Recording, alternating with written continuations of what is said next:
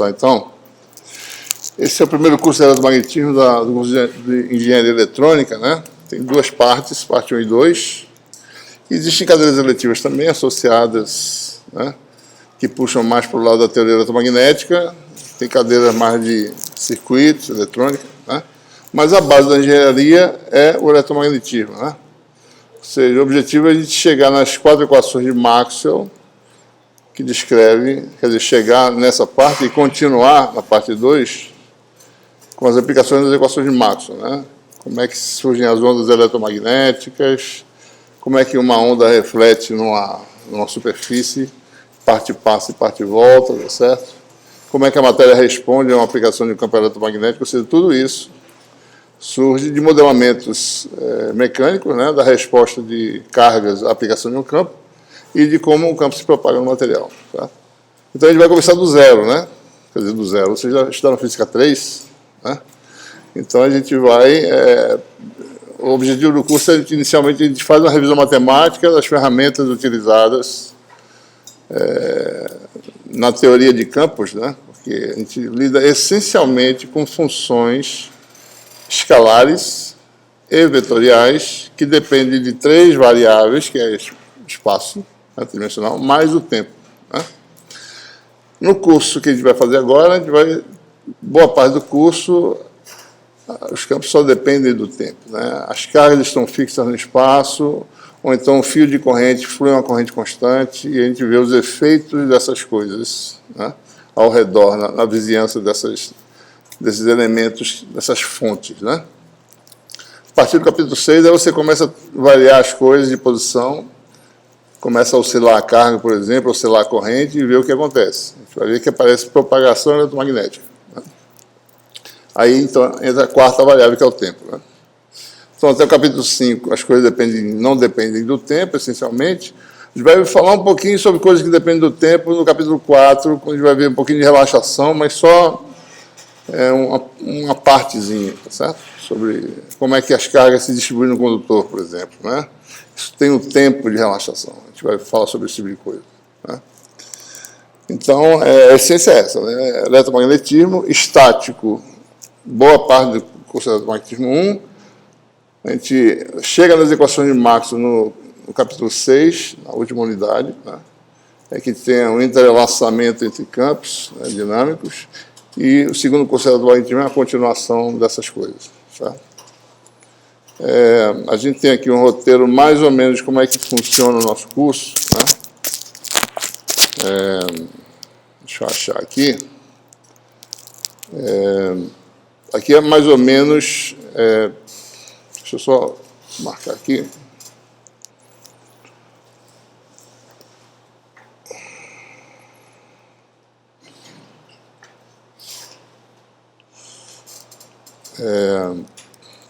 Como está estruturado o curso de eletromagnetismo 1, né? Que tem 6 capítulos, esses 6 capítulos são de um livro eletrônico que está disponível online, de minha autoria, certo? Existem outras bibliografias que vai falar também, né? Então, a primeira parte, a gente vai falar sobre a revisão de álgebra vetorial, né? Vocês já estudaram isso em geometria analítica, em álgebra linear, tá certo? Acho que em cálculo 3, né, por aí, tem vetores no espaço tridimensional. Bom, depois dessa revisão, a gente vai para a eletrostática, ou seja, começa com a lei de Coulomb, conceitua campo eletrostático e vê quando você tem configurações cada vez mais complexas de cargas, como se determina o campo, né? Vê como é que a matéria também produz campo, mesmo sendo neutra. Vou falar em polarização, então isso aqui tudinho está nesse capítulo de eletrostática, certo? Bom, e daí a gente vai começar a usar uma coisa que é muito utilizada em resolver problemas em engenharia, que chama-se, de forma geral, problemas de valores de fronteira, PVF, em eletrostática. Né? Então, se tem, por exemplo, um conjunto de condutores com certos formatos geométricos e carregados, né? Qual é a energia que esse sistema armazena, certo? Qual é o campo que esse sistema produz? Isso, no fundo, é a solução de um problema envolvendo equações diferenciais sujeitas a condições de fronteira. né? Ok? Então, isso é uma técnica que é utilizada em várias áreas da engenharia e da física também. Bom, após isso, a gente vai para a condução elétrica, né? A gente vai ver como é que as cargas, um excesso de cargas jogadas no condutor, como esse excesso de carga vai evoluir no tempo, se vai ficar dentro ou se vai para a superfície, né? E vai conceituar o princípio de conservação da carga, vai aparecer aqui. Bom, depois magnetostática, ou seja, quando carga flui, tem uma corrente elétrica, essa corrente elétrica faz um campo magnético, né? Que é o mesmo campo produzido pelos ímãs. Né? É nesse momento que a gente vê que são coisas semelhantes. Corrente elétrica e ímã, certo? Ímã que tem correntes atômicas produzem efeitos semelhantes, né? E, bom, e até aqui é o que eu falei para vocês, é a parte estática, essa parte aqui, ó. Então, aqui nessa parte, os campos só dependem das coordenadas espaciais, né? E a partir daqui a gente vê a correlação, né, quando um campo produz outro campo, ou seja, quando uma coisa varia no tempo, a outra coisa é produzida e vice-versa. E a gente chega na lei de Faraday, né, corrente de deslocamento, e a gente combina com essa forma final das equações de Maxwell, né, com a definição de todas as grandezas de campo envolvidas, certo? Ora, essas equações servem para quê, né? Para explicar o funcionamento de circuitos elétricos, certo?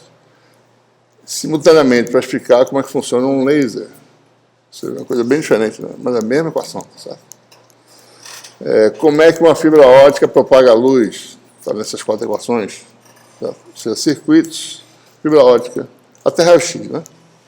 Como é que o raio-x interage com o cristal. E tudo isso está contido nessas 4 equações que a gente vai derivar, né? Daí a importância dessa teoria unificada das equações de Maxwell, né? Bom, vamos lá para a metodologia de avaliação do curso. Nós temos 6 capítulos, né? Tem capítulos que são maiores e outros menores. Então, em princípio, é para ser um exame por capítulo, mas tem um capítulo que ele mistura um pouquinho uma parte de um capítulo com uma parte de outro. Então, temos aí 6 exames, né? E cada 2 exames define o que a gente chama de uma unidade, né? Então, a média de 2 exames dá a nota do exercício escolar. É como se fosse 3 exercícios escolares, né? Cada nota é a média de 2 exames, tá certo? Então, a média final é a média dos 3 exercícios. Cada exercício é a média de 2 exames, né? Então, observe, veja, você só vai ter nota do exercício escolar se você fizer os dois exames, tá? Se não fizer nenhum dos exames, não tem nota, certo? Perdeu, certo? Já vai para a segunda chamada direto, tá bom? Então, o meu incentivo é para fazer todos os exames. Geralmente, quem faz todos os exames já passa, certo? Quem realmente faz, tá certo? Né? Estuda para fazer bons exames, passa. A questão da segunda chamada, eu não exijo o negócio de atestado médico. Às vezes a pessoa não está preparada para fazer a prova, certo? Então, tudo bem, a gente dá essa oportunidade. Agora, né, estou falando, é melhor você fazer está pronto para cada unidade, tá certo? E uma das coisas que eu sempre repito, mas parece que não adianta muito, mas eu repito toda vez, né? Use o tempo daqui para aproveitar isso já para estudar, tá certo? A matéria. Porque eu vou ficar 20 horas sentado a semana toda aqui, né? 20 horas, se você 20 horas, eu sei que é cansativo ficar sentado assim de aula, mas 20 horas, se você não utilizar pelo menos 50, se não tiver uma eficiência de 50% em absorver o material, você está perdendo tempo, certo? Né? Tem gente que fica optando para assistir a videoaula apenas, esses cursos são gravados. Tem gente que consegue fazer isso. Para a aula, faz as contas, volta, também pode fazer isso, certo? Mas utilize esse tempo para perguntar, é importante perguntar, mesmo que você achar que a pergunta é boba, não tem isso. Qualquer pergunta é válida, tá certo? A gente está aprendendo, né? Ou seja, não tem problema nenhum, tá certo? Pode perguntar. É importante, né? Já tirar dúvida para não deixar passar, daí vai acumulando, né? Se você não perguntar antes, tá certo? Então, por favor, utilizem o tempo para vocês não gastarem 20 horas na universidade quase ineficientemente, sem poder usar direito, né? Esse tempo, tá certo? Bom, então está clara essa parte da avaliação aqui, né? Se você não fizer qualquer exame da unidade, equivale a uma falta na avaliação da unidade. E só pode ficar sem nota, no máximo, em uma unidade. Se você perde um exame de uma e perde um exame da outra, já está reprovado, certo? Você perdeu duas, né? Tá bom? Né? É essa observação aqui, né? Tem também... Cadê? Deixa eu voltar aqui. Isso aqui está ruim de controlar. Ele está pulando. Peraí, deixa eu só corrigir aqui. Peraí. Display, enable scrolling.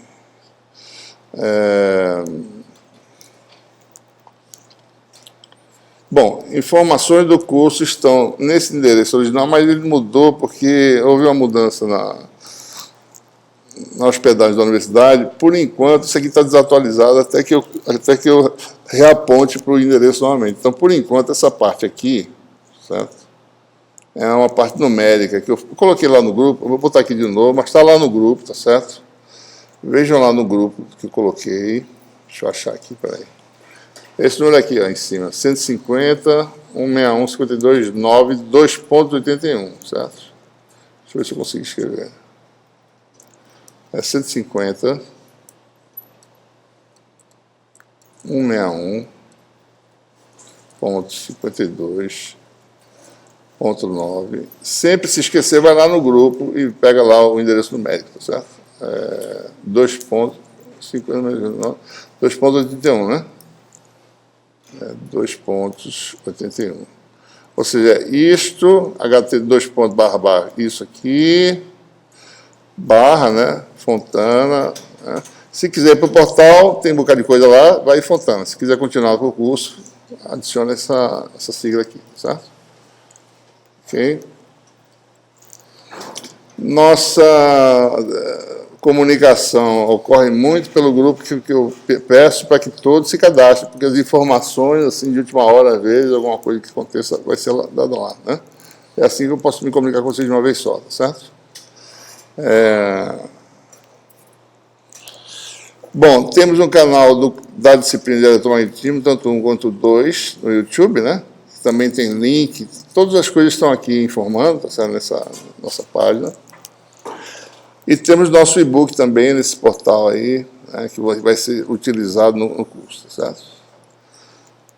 Provavelmente esses e-books vão se transformar em livro em 2020, né?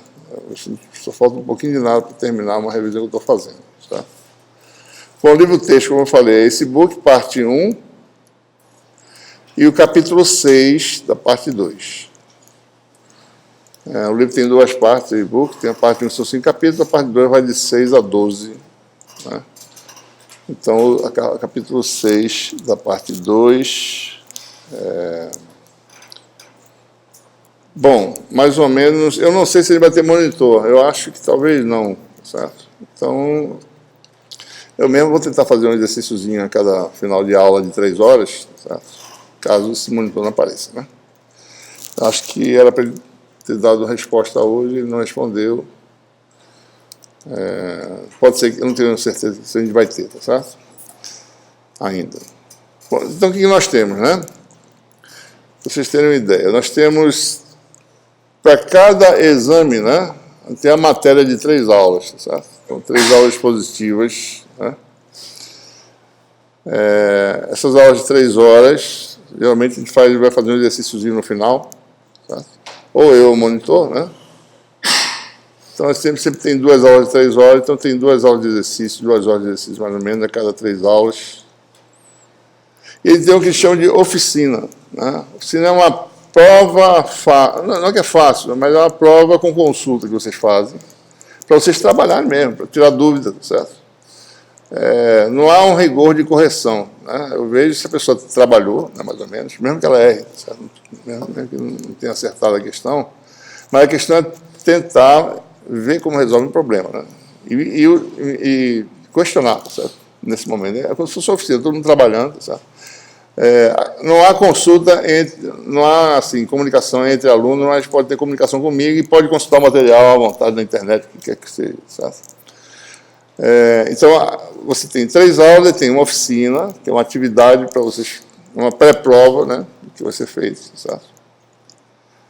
E daí tem a prova, né? Então, a oficina tem 30% no valor da nota e a prova tem 70%, certo? Então, só para dar uma ideia, né, como é que serão os exames aí? Exame 1 é a parte de álgebra vetorial toda, que a gente vai fazer, né? Exame 2, parte do capítulo 2, que tem esses tópicos aí, né? Que é grande, que esse capítulo é muito grande, um pouco grande, né? E daí o exame 3 pega o restante do capítulo 2. Então, exames 2 e 3, pelo que eu estou vendo aqui, é o capítulo 2, basicamente, né? Daí o 4 é o capítulo 3, o 5 e o capítulo 4. São esses dois capítulos. O exame 5 é magnetostático e o exame 6 é a parte de equações de Maxwell, certo? Bom, então o que é o capítulo 1, né, que a gente vai começar hoje, né? A gente vai falar sobre... Tem aí 3 aulas aproximadamente, né? A gente começa hoje com vetores, né? Vai falar sobre os sistemas de coordenadas utilizados, né? Saiu aqui. Que a gente utiliza, né? 3 sistemas de coordenadas, basicamente, que vocês já conhecem, a gente só vai reforçar a notação, né, desses sistemas, tá certo?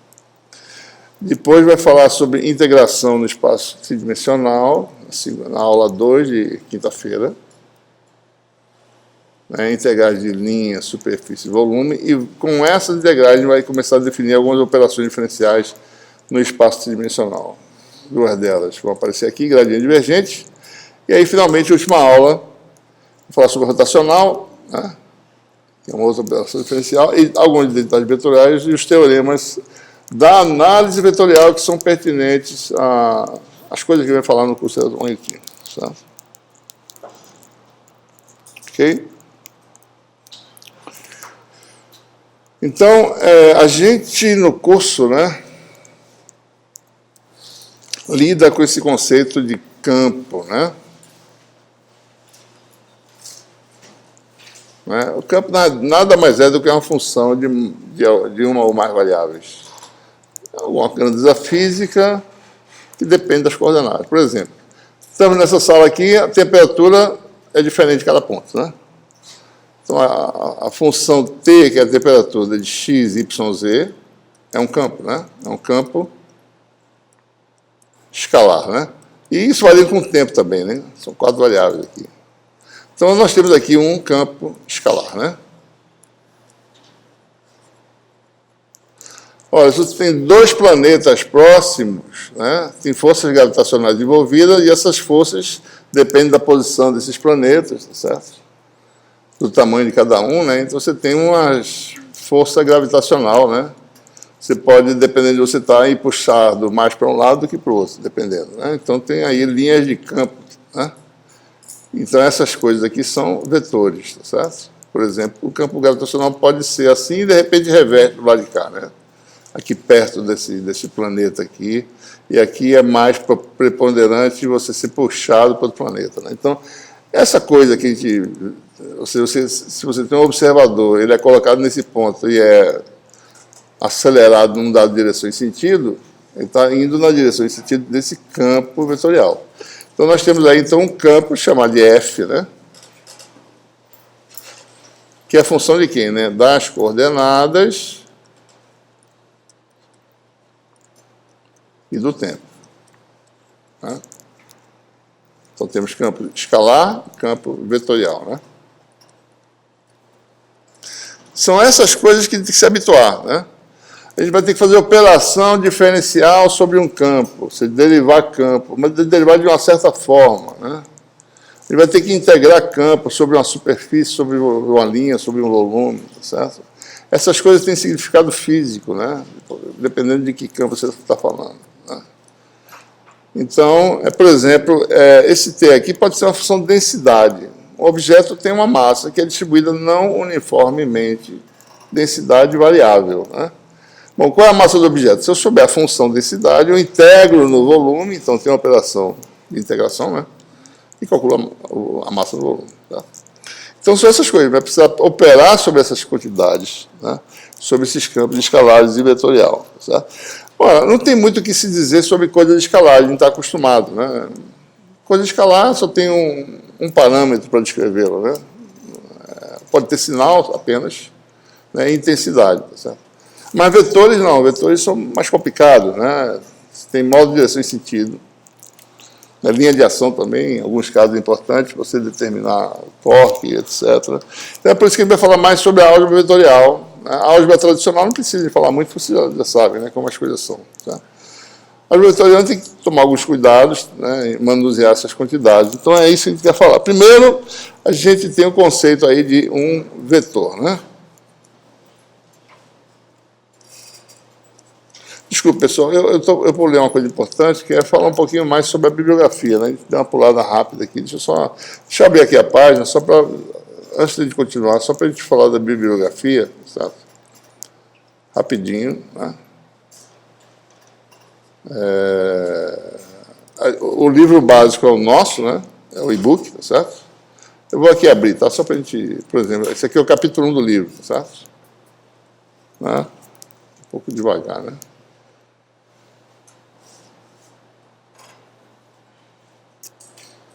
Daí tem lá todas essas coisas aqui que a gente está falando aqui, tá certo? Né? Então você tem cada coisa desse é um link. Agora nós temos aqui também as notas de aula, que são essas coisas que eu estou com uma nota de aula aqui simplificada, aula 1, né? Essa está muito resumida. Eu vou fazer uma nova nota de aula 1, eu acho, né? Para a próxima versão. Não sei se eu faço esse semestre ainda, mas as outras são um pouco mais detalhadas. Essa é a 2. Vocês já podem baixar para a próxima aula, tá certo? A gente vai se guiar por ela. Não sei porque está tão lento o sistema aqui hoje. Só abre rapidinho, só para a gente ver. Demora muito. Não sei o que está acontecendo hoje, né, velho? Acho que eu vou abrir por aqui, que é mais fácil. Ela está aqui comigo. Deixa eu abrir aqui, notas de aula. Pronto, aula 2. É isso aqui, ó. Daí já tem a nota de aula mais detalhada, certo? E as outras estão assim também, né?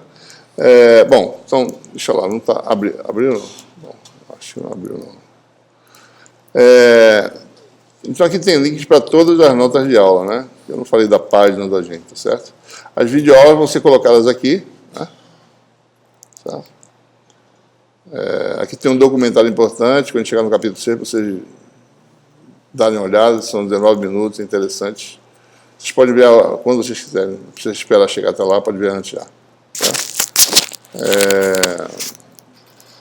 Bom, aí que tem a bibliografia, né? A básica é o nosso, e-book parte 1 e 2, tá certo?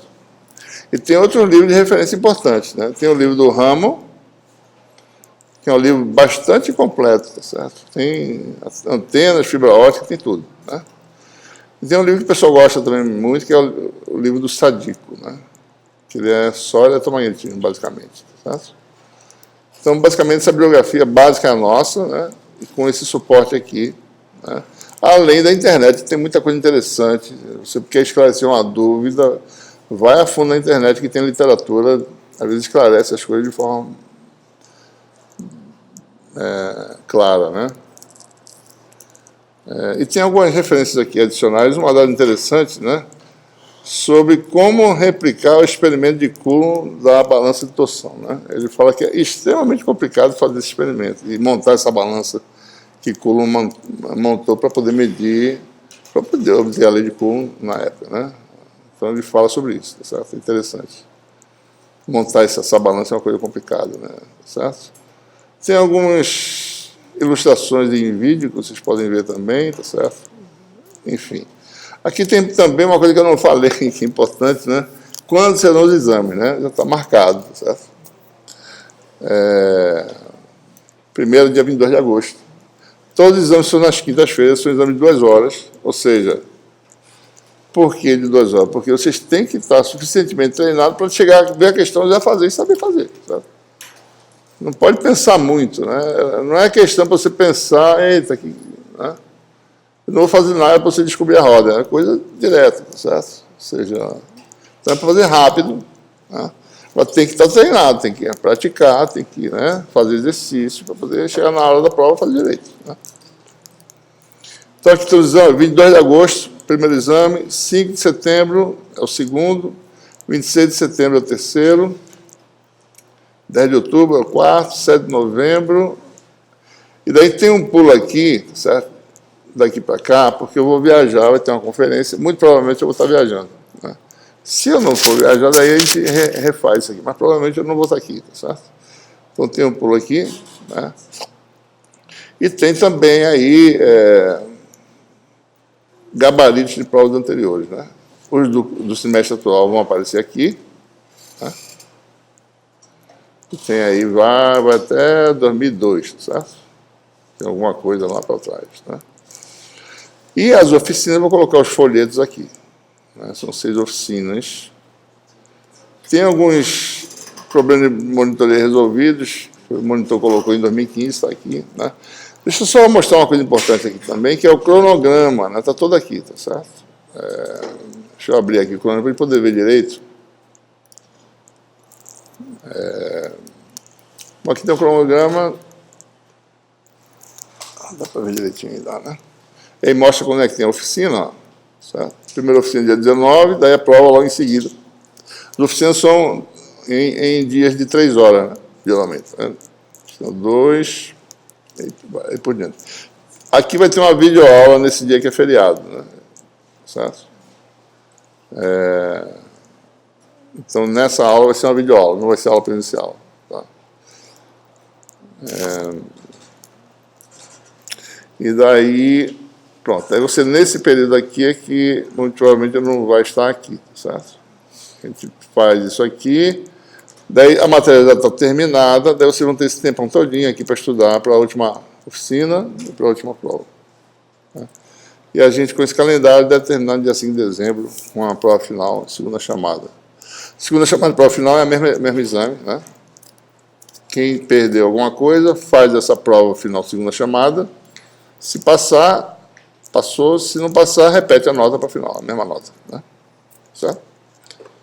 Então, será que falta alguma coisa? Acho que não, né? Em termos de informes, acho que é isso, né? Então, muito bem. Então, continuando aqui, a gente estava falando sobre campos vetoriais.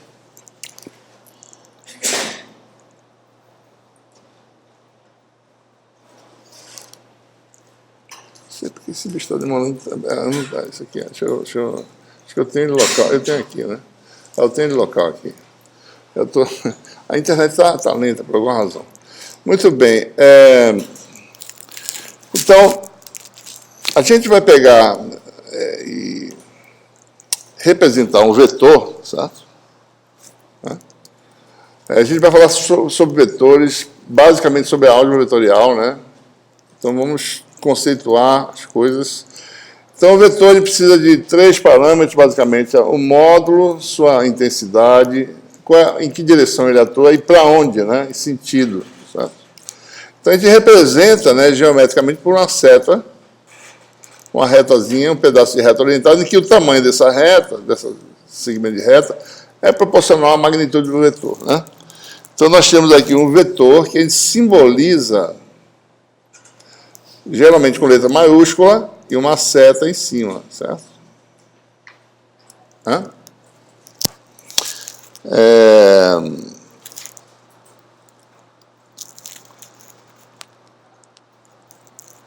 A gente também define aqui uma coisa importante, que é a magnitude dessa quantidade aqui, certo?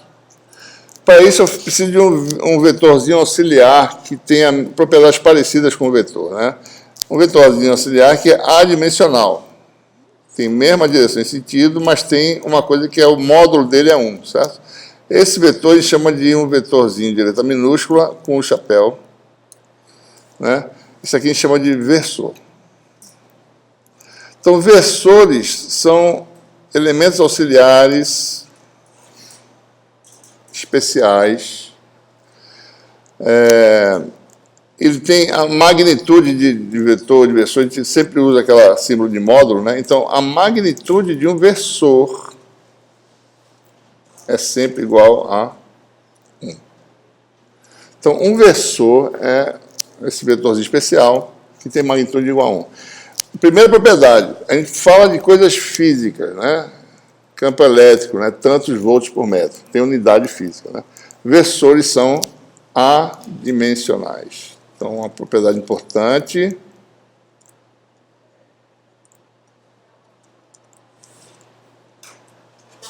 Versores são adimensionais. Não tem dimensão física. Né? São números, né? Só que tem modo de direção sentido. Então, uma forma de eu escrever esse vetor é dizer que ele tem uma certa magnitude e está na direção em sentido de A. E essa forma é fazendo isso aqui. Ó. O vetor A pode ser escrito como sua magnitude, sem a seta, vezes A. Então, esse vetor aqui é um número que tem uma unidade física vezes A. Tantas vezes A. Né? Então, essa magnitude aqui é positiva, tá certo? Então, A, na realidade, é o módulo disso aqui. A é a magnitude de A, certo? Né? A magnitude de A, se eu calcular aqui, é a magnitude... A é um número positivo, tá? É a magnitude de AA. Essas são regras simples, não precisa conjecturar muito porque que o módulo de AA é o módulo de A vezes o módulo de A, né? É o módulo de A vezes o módulo de A. Então, é módulo desse número A vezes o módulo do versor A. Mas só que o módulo de A é ele mesmo, porque A é positivo, certo? Por definição. Então, isso aqui é A vezes 1, né? Então, magnitude de A vale A, né? Então, essa é uma forma de escrever um vetor. Pega o vetor, vê quem é a sua magnitude, você bota separado a magnitude do vetor e bota a direção e sentido dentro do versor, certo? Então, o versor vai ser muito utilizado, né? Bom, ao mesmo tempo, né, eu posso... Então, veja, já estou começando com uma certa álgebra bem simples, né? Antes de fazer álgebra mais complicada. Olha, se eu tenho um vetor A e multiplico por um número escalar lambda, eu produzo um vetor, tá certo?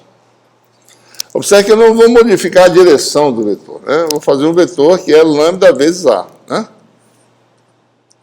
Só que, se lambda for maior que zero, esse lambda A, aqui está A, suponha que lambda seja maior que 1, né? A e lambda A são o mesmo sentido, né? Se lambda for menor que zero, então se A está para cá, lambda A está para o sentido oposto. São parecidos, né? Mesma direção, mas o sentido mudou, né? Certo? Em particular, se lambda for igual a menos 1, eu tenho o vetor menos A, né? Ou seja, eu reverto simplesmente multiplicando por um escalar, que é menos 1. Então, observe, né? Esse é um tipo de produto que não altera. O vetor permanece o vetor se você multiplicar por um escalar, certo? Ok? Bom, então, essa propriedade inicial é importante para a gente continuar aqui, né? A gente está falando de vetor, conceituando, e falando em produto com escalar. E um produto de um vetor com escalar não muda a natureza do elemento principal que é o vetor. Né? Certo? Bom, daí, quais são as propriedades que nós temos para vetores? Né? Como é que se faz soma produto de vetores? Soma, você pode imaginar como deslocamento no espaço. Né? Eu vou naquela direção, mas primeiro eu vou aqui, depois vou para lá. Então, eu posso ir direto, né? Juntar as duas. Então, a soma é mais ou menos isso. Né? Eu tenho um vetor A e B. Se eu somar os dois, eu pego um, eu coloco ele aqui pertinho, tá certo? Aqui é o B, por exemplo, né? Então, é como se eu pegasse o B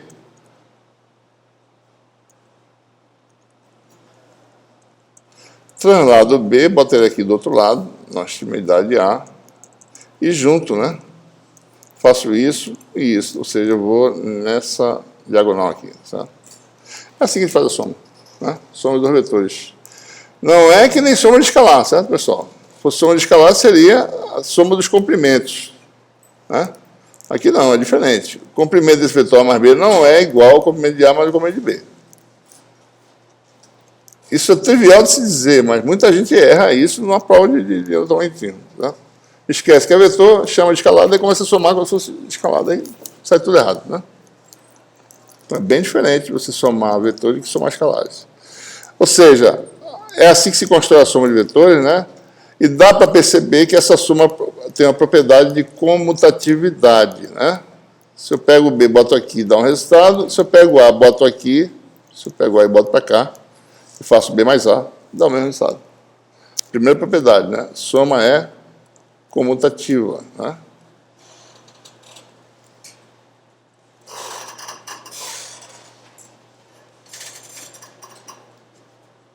Certo? Propriedade simples, né? E também mais, né? Eu posso somar mais vetores e associá-los da forma que eu quiser, né? A, B e C, certo?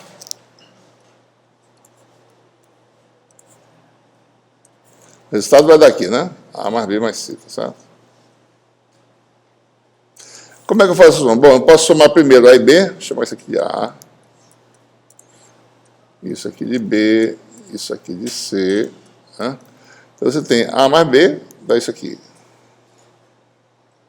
mais C, né? Ou eu pego A, seguro ele e faço A com a soma de B e C. O resultado é o mesmo, né? Então, segunda propriedade, né, da soma. Soma é o quê? Associativa. São propriedades simples, né, que dá para se perceber que elas vão ser verdadeiras, né?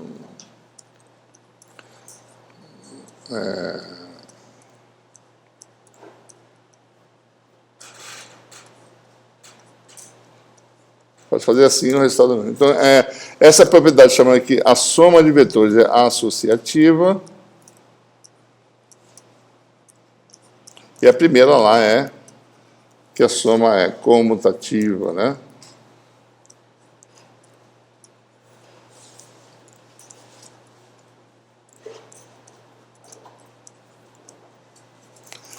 Tá certo? Bom, e tem também subtração de vetores, né? Então, por exemplo, se eu quiser fazer A menos B, eu simplesmente faço o quê? Bom, A, eu uso a soma, mais o vetor que eu obtenho multiplicando B por menos 1. Pego B, reverto e somo com esse vetor. Deixa eu ver se a gente consegue fazer aqui. A e B, né? Então, eu vou fazer a soma de A com menos B. Então, como é que eu faço? Pego o menos B, boto para cá. E a soma vai dar essa soma aqui, ó. Isso aqui é o menos B, esse vetor aqui, certo? Mais ou menos, né? Então, A com menos B dá que vetor? Esse vetor. A menos B. Ou seja, é o vetor que vai de B para A. Ou seja, bota para cá. Esse vetorzinho aqui, ó. Faz sentido, né? Menos B, né? B mais A menos B, né, dá A, tá certo? B mais A menos B dá A. Tá? Então, a regra geométrica é essa, né? A menos B é um vetor que vai de B até A. Pronto. Tá? Certo? Bom. Isso aqui foi soma, né?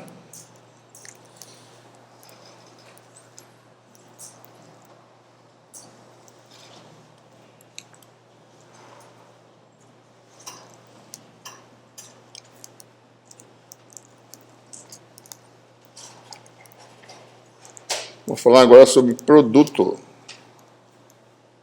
Outra operação importante, né? A gente não divide vetores, viu, pessoal? Uma coisa que a gente não faz é dividir vetores, tá? E tem gente que bota isso na prova, né? Dividindo esse vetor por esse, dá isso. Não se pode fazer isso. Não façam isso, certo? No máximo, produto, certo? Então, produto entre vetores. Porque essas coisas são definidas para você obter, por exemplo, áreas, né?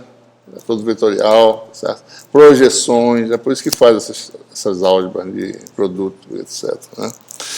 Bom, então, o produto entre um escalar e um vetor, a gente já falou, né? Escalar com vetor dá vetor, né? Vamos falar do produto escalar, produto entre vetores.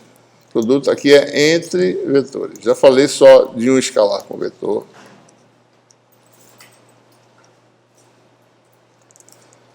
Então, um produto entre vetores importante é o produto escalar, que permite obter projeção, tá certo?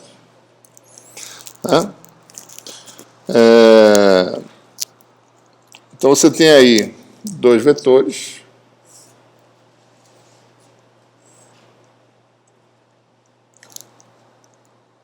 Deixa eu fazer um pouquinho diferente de tamanho aqui.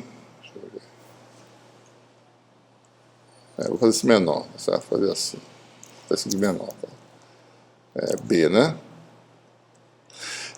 O menor ângulo entre eles é o ângulo alfa, tá certo? Esse ângulo aqui.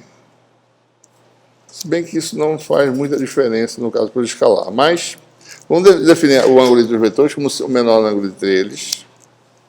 Então, por definição, o produto escalar de A e B, uma das notações que são utilizadas bastante, a gente vai utilizar frequentemente, tá? É A ponto B, certo? Existem outras notações, tá? O pessoal usa. Tá? Que produto escalar é um conceito não só usado em geometria, que é o que a gente está fazendo aqui, mas também no espaço de funções. Tem produto escalar de funções, que é uma integral do produto das funções. E lá se usa muito essa notação, né? A produto escalar com B, tá certo? Isso aqui é muito usado, até a gente vai usar um pouquinho isso aqui quando falar em funções, tá certo? Por enquanto, falando em coisa geométrica, vamos botar aqui o pontinho só, certo?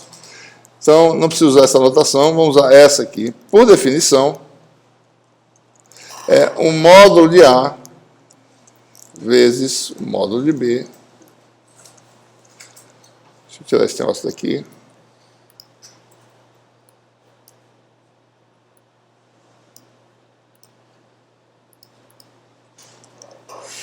Vezes o cosseno do ângulo entre eles. Ou seja, para ter produto escalar, tem que ter projeção, certo? Esse ângulo não pode ser π sobre 2. Quer dizer, pode ser. Se for π sobre 2, dá zero o resultado, né? O cosseno de alfa. Então, isso aqui dá o quê? É como se fosse projeção de um vetor no outro. A, tamanho de A, vezes a projeção de B em A, ó, que é isso aqui, ó, B cosseno alfa. Né? A magnitude desse segmento é a magnitude de B cosseno de alfa. Né? Ou vice-versa, ou é B vezes, né, B, magnitude de B, vezes a magnitude de A projetada em B. Magnitude de A cosseno de alfa é esse tamanho aqui. Então, tamanho de B vezes o tamanho da projeção de A em B. Ou vice-versa. Né? Essa é a definição e já dá propriedade fundamental, comutativo, tá certo? Eu acabei de mostrar aqui.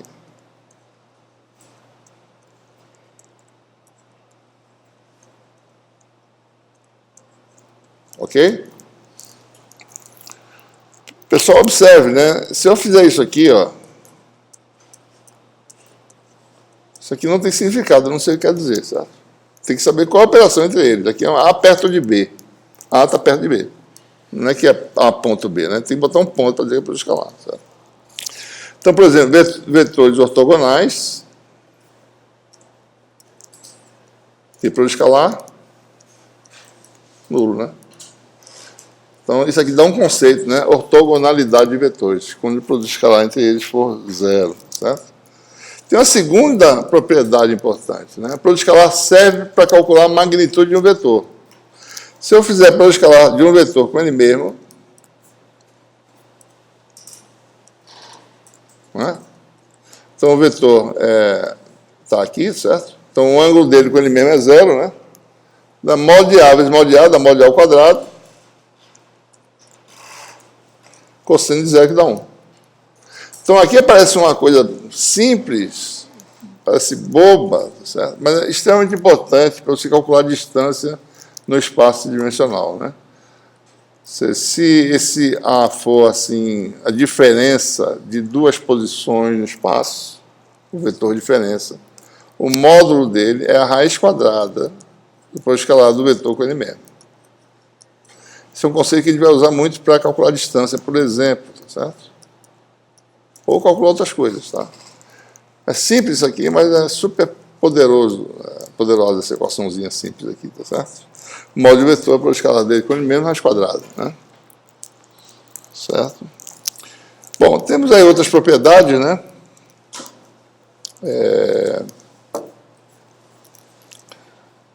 Que o produto escalar comuta, a gente já falou.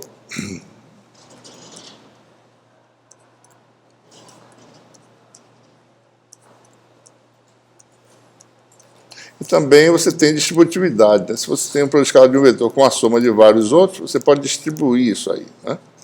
Isso é fácil de mostrar, a gente não vai perder muito tempo para mostrar isso geometricamente, certo? Não há dificuldade em descobrir isso, né? Então, isso aqui é A com B, mais A com C, mais etc., né?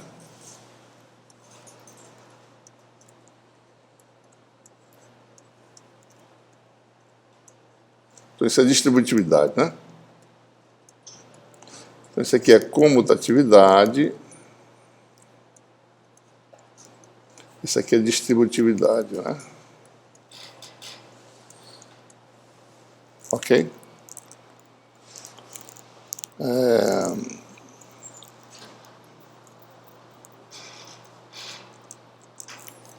Muito bem. Bom, acho que é tudo que eu tenho para falar sobre o escalar, né? Vamos falar sobre outro produto importante. Bom, então você observa, a utilidade dessa operação é ver a projeção, né? Uma coisa tem uma certa projeção e outra. Basta a gente fazer essa álgebra vetorial de produto escalar que a gente vai descobrir essa informação, né? Por exemplo, né, qual é o ângulo entre os vetores? Bom, é o produto escalar deles sobre o produto dos módulos, né? De uma forma de se determinar o cosseno entre dois vetores, né? Cosseno do ângulo.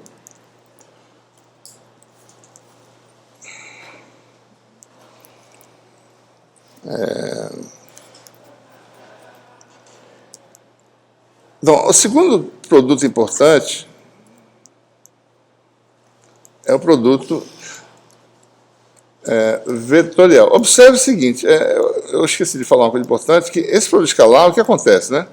Tem uma operação entre dois vetores, uma operação de produto deles, né? Que dá como resultado um número, né? Dá um parâmetro simples, que não é vetorial, que é um escalar, né? Produto vetorial, por outro lado, não. É um produto de dois vetores que dá um vetor como resultado. Tá? Produto de um terceiro vetor. Tá? Então, vamos lá. Suponha que você tenha dois vetores, o menor ângulo entre eles seja alfa.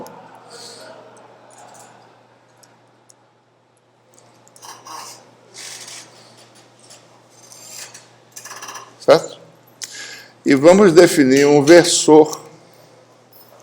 Então, eu quero formar o produto vetorial de A com B. A primeiro, B depois. Tá? Então, vou fazer um versor. Tá certo?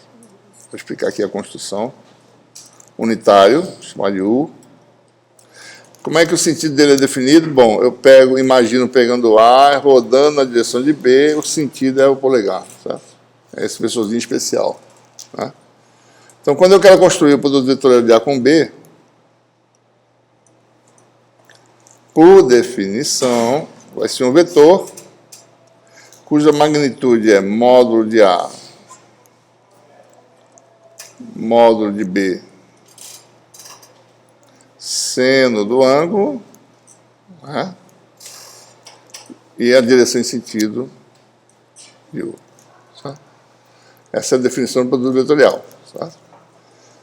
Então, se fosse B com A, seria módulo de B, módulo de A, seno do ângulo, e o versor que está para baixo, né? Seria, o polegar estaria para baixo aí, no caso, certo? Alfa é um parâmetro que vai de 0 a π sobre 2, aqui, 0 a π, né, no caso, tá certo? Isso aqui é sempre positivo. Então, né, o U é quem vai dizer para onde vai, tá certo? Tá?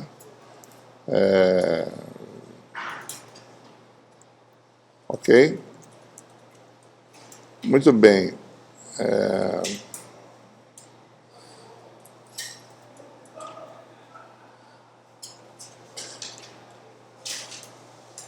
Observe, tem uma partícula dentro interessante. Você pode se perguntar, bom, e se o ângulo for maior do que π? Certo?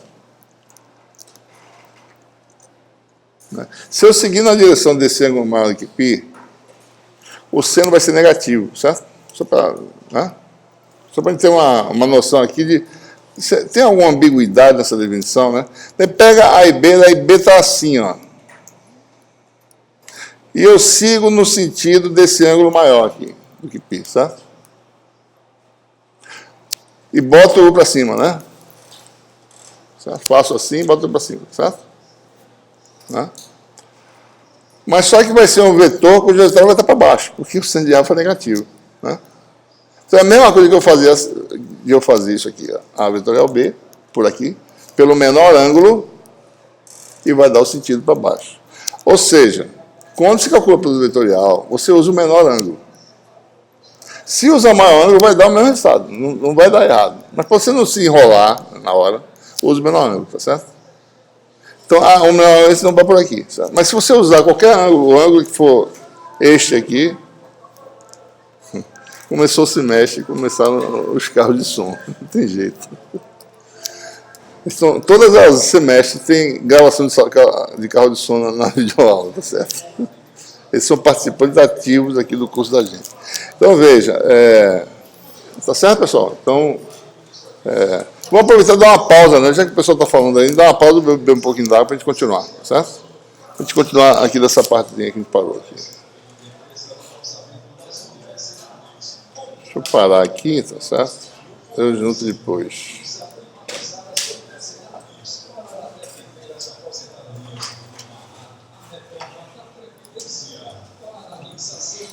Então, continuando, né? Bom, daí você tem essa propriedade. Se os vetores forem colineares, o produto vetorial é zero, né? Sendo de zero, né? Então, a gente tem essa... Então, dois vetores ou paralelos ou antiparalelos, né? Aqui você tem o caso produto vetorial, dá zero, né? Produto vetorial é muito usado para calcular a área, tá? A área de uma figura geométrica, você usa vetores para calcular essa área do produto vetorial. É fácil calcular, certo? Bom, tem algumas propriedades, né? Só que agora, diferentemente, né, do produto escalar, o produto vetorial anticomuta. Se eu trocar a posição, né, eu mudo o sinal, certo?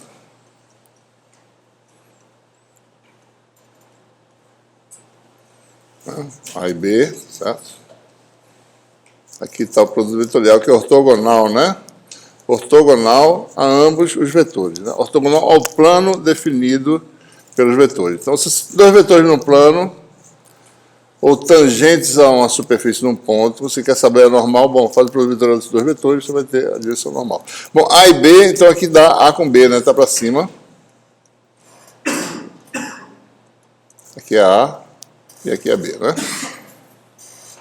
B com A vai dar para baixo, certo? Mesma magnitude, né? Modo de A, modo de B, sendo o mesmo ângulo, só que para baixo, né? B vetorial A é menos A vetorial B. Então, diferente do produto escalar, é anticomutativo, né? E aí você tem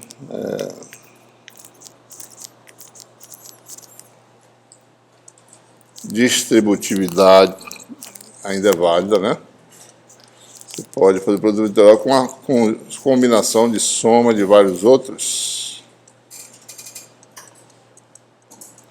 e distribui isso aí, certo?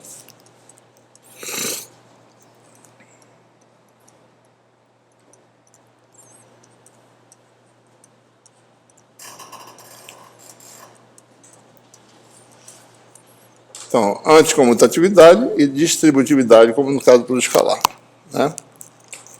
Muito bem, então são as coisinhas que pode fazer o vetor. Soma, subtrai, faz produto escalar, faz produto vetorial, né? Obtém magnitude, separa a magnitude do versor que define a direção e sentido. Né? Bom, então, como é que a gente faz essas coisas, né? Soma, subtrai, faz produto, né? A gente usa o sistema de coordenadas, né? Então, vamos falar aqui sobre decomposição.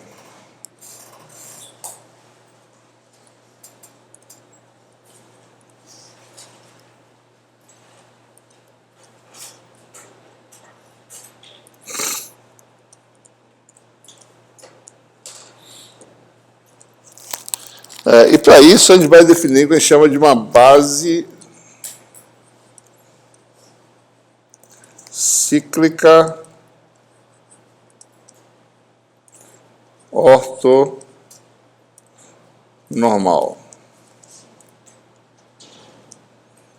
Então a gente vai definir 3 direções ortogonais no espaço, chamar de 1, 2 e 3. Está aqui, tá certo? Vou definir uma ordem, né? Primeiro essa. Esse versorzinho que dá essa direção e sentido, né? Esse pedacinho aqui, aqui tem uma seta, né? Que dá uma indicação, as coisas vão para cá, positivamente, for para cá, negativamente. Sobe positivamente, desce negativamente. Bom, esse versor aqui eu vou chamar de A1, certo? O segundo versor desse sistema é chamado de A2. E o terceiro versor de A3. Todos têm essa propriedade, não são versores. Versores quer dizer o quê? Módulo 1, certo? O que é essa base? Por que ela é chamada base cíclica ortonormal? Né? Bom, ortonormal é porque os vetores são ortogonais entre si e são normalizados. São todos versores, né? Módulo 1. Certo? Então, quer dizer que o produto escalar de 2 entes do sistema vai dar igual a 1, se I for igual a J, vai dar 0, né? Se forem vetores distintos.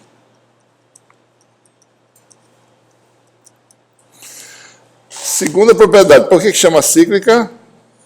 Porque a gente fez aqui numa ordem, tá certo? Se eu fizer A1 vetorial A2, vai dar quem? Do jeito que eu desenhei aqui, vai dar A3. Certo? A2 com A3 dá A1, A3 com A1 dá A2. Então, se eu fizer permutação cíclica, eu tenho sempre o terceiro vetor positivo. Se eu violar essa permutação, daí eu tenho um sinal negativo. Então, tudo que for assim, 1, 2, 3, né?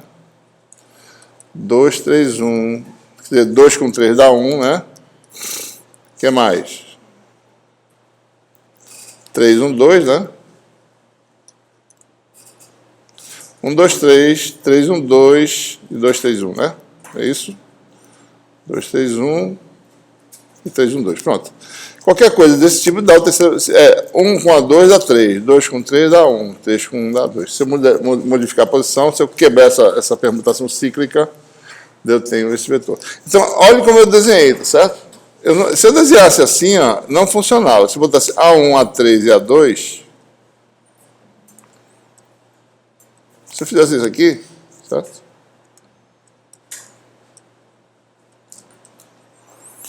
Observe que A1 com A2 dá menos A3. Nesse desenho que eu fiz aqui. Então, essa base desenhada geometricamente para representar esse sistema não é cíclica. Certo? Só é cíclica se der certo esses produtos. Então, eu sempre desenho assim. Então, por exemplo, eu sempre desenho assim dessa forma, digamos assim. Por exemplo, se eu botar A1 para cá, certo? Eu vou rodando no sentido anti-horário. A1, A2, A3. A1, A2 e A3. É cíclica. Essa forma de representar. A1 com A2 dá 3, A2 com A3 dá 1, A3 com A1 dá 2. Né? Certo? Se eu botar o A1 para cima e o A2 aqui e o A3 aqui, também é cíclica. É sempre fazendo isso aqui. Né? Então, a gente tem que tomar cuidado quando for desenhar as coisas e fazer as contas. Às vezes é errado, se você não fizer a base corretamente. Então, ou seja, a propriedade é essa, né? Produto escalar de 2 dá ou 1 ou 0, se eles forem iguais ou diferentes, e o produto vetorial de 2 dá o terceiro se estiver na sequência cíclica. Essa é a base cíclica ortonormal. Ora, então se você tem um vetor no espaço tridimensional, definido pelas direções 1, 2 e 3, então é fácil decompô-lo, né?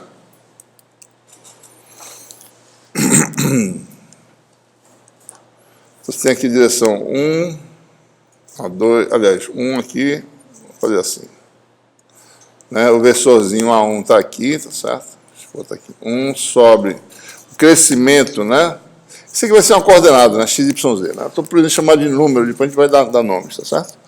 Mas a coordenada 1 cresce para cá, a 2 cresce para lá e a 3 cresce para lá, né? Direções 1, 2 e 3. Vai ter os versores associados a essas direções. O que tem esses versores? Bom, eles apontam no sentido de aumento dessas variáveis, né?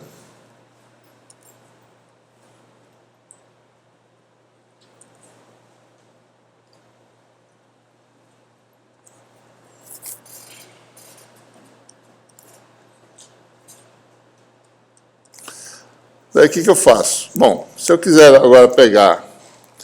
Observe que eu podia ter definido uma base oblíqua, né, que os ângulos não seriam 90 graus entre si.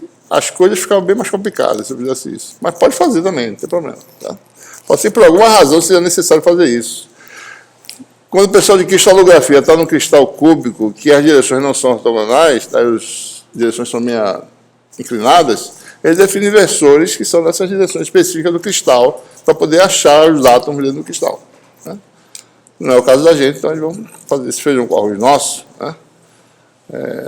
Então, o que nós temos aí? Então, eu tenho aí um vetor, vou botar ele aqui, certo? Vou chamar de A. O que eu faço? Eu decomponho, né, nas direções 1, 2 e 3.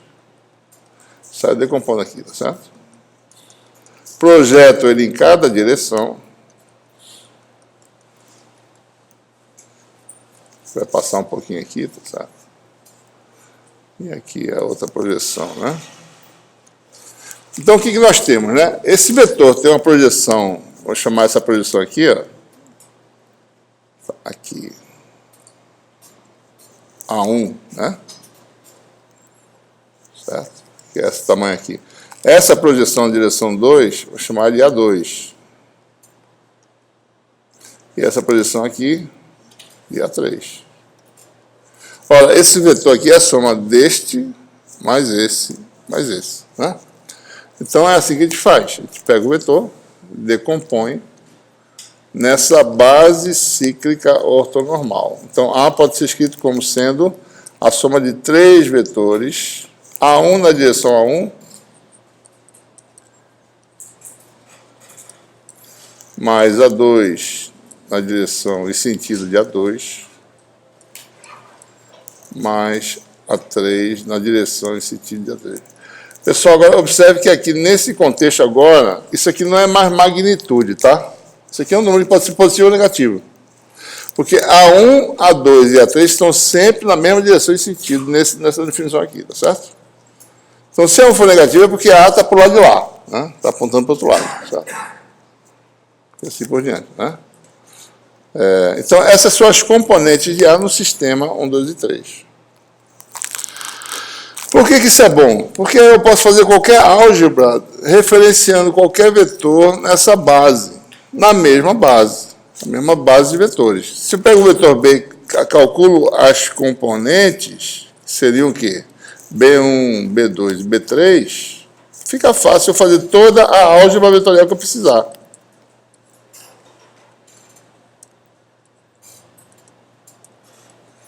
Então, B teriam componentes B1, B2 e B3.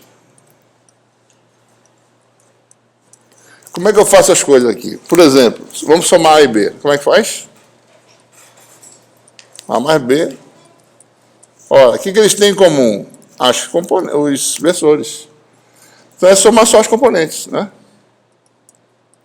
Soma de I igual a 1 até 3 de AI mais BI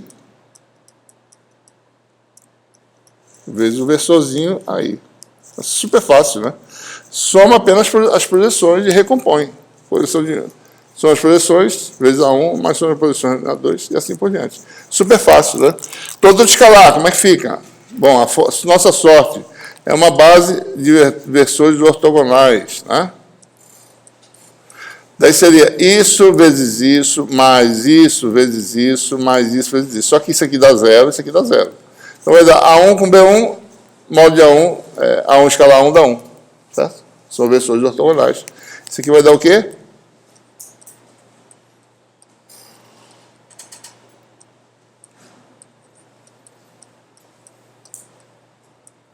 Simples. Soma dos produtos das projeções. Certo? E produto vetorial, como é que faz? Bom, a gente vai usar nossa lembrança da questão cíclica. Se tiver na ordem cíclica, é mais. Se tiver violar essa ordem, é menos. Então, vamos lá. Na direção 1 vai ter dois termos, certo? 2, 3, 1 é um termo desses termos, né? 2 que é o A2 com o B3 vezes A1, né?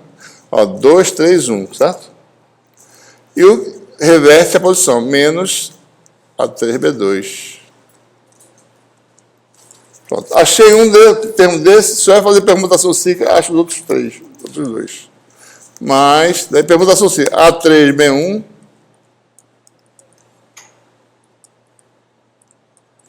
menos, aliás, desculpe, A3B1, menos A1B3. 3, 1, 2, o versor A2, né? Mais A1 B2 menos A2, e aqui vai 1, B1. 1, 2, 3, direção 3. Qualquer outra coisa dá zero, certo? Se for dois índices iguais, dá zero o resultado. Né? Não pode ter dois índices iguais, tem que ser tudo diferente. Então, basta você saber um termo dessa coisa aí, você sabe os outros dois.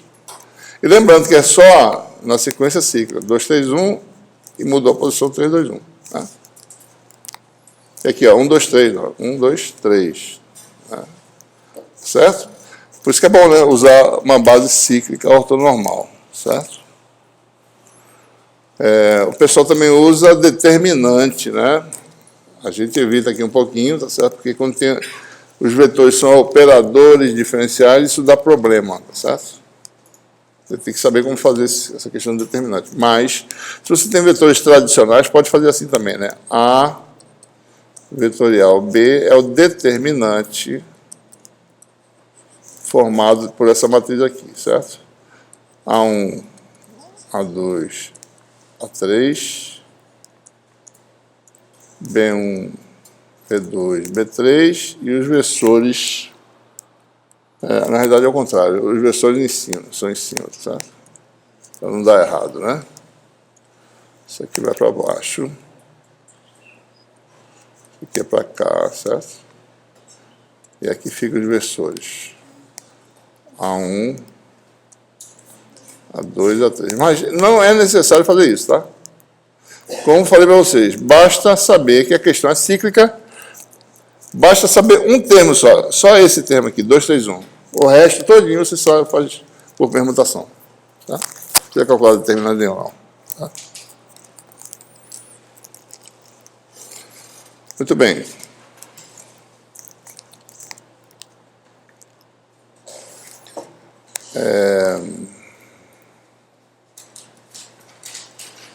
Bom, a gente agora sabe como fazer álgebra vetorial. O que a gente vai fazer agora é lembrar que, no nosso caso específico, nós temos vetores. Esses vetores representam grandezas de campo físicos e nós estamos no espaço tridimensional, certo? Okay?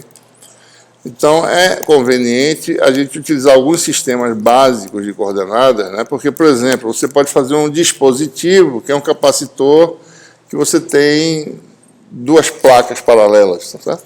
Tá? Pega aqui uma placa, uma área, né? Um material de separação, uma placa, né?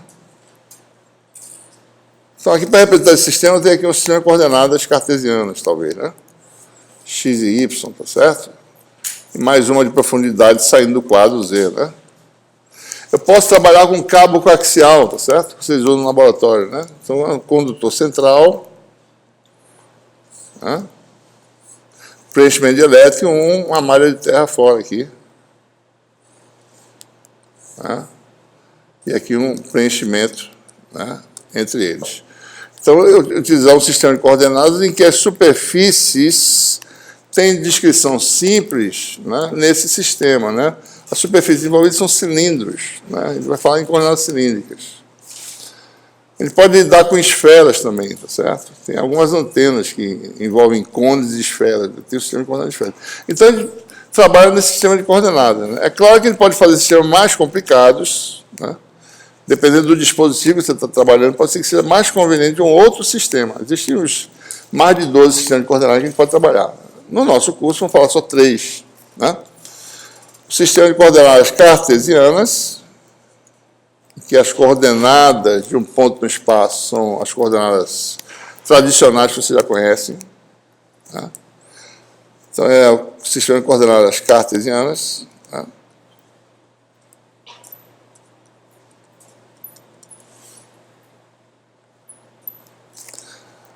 O segundo sistema que ele vai falar, o sistema de coordenadas cilíndricas, em que as coordenadas... Tem o tempo, né, que ele não está falando, tá certo? Ele está falando de visualização no espaço das coisas, né? Tempo, quando ele falar em coisas temporárias, a gente vai introduzir também. Né? Mas não fala só no espaço dimensional. Sistema de coordenadas cilíndricas, ele vai dizer já o significado dessas letras, né? E, finalmente, o sistema de coordenadas esféricas. Né? As variáveis são essas 3 aí.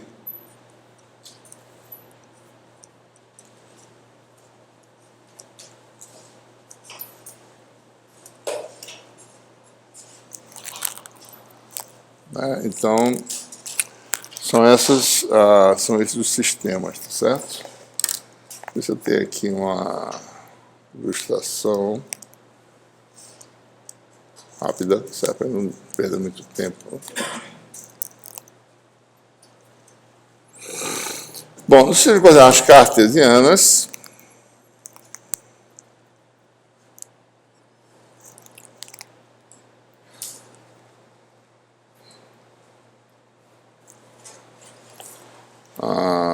isso aqui está onde? Deixa eu salvar isso aqui em outro lugar, só para não riscar minha nota de aula tradicional aqui. Espera aí, deixa eu botar em outro lugar. Save as...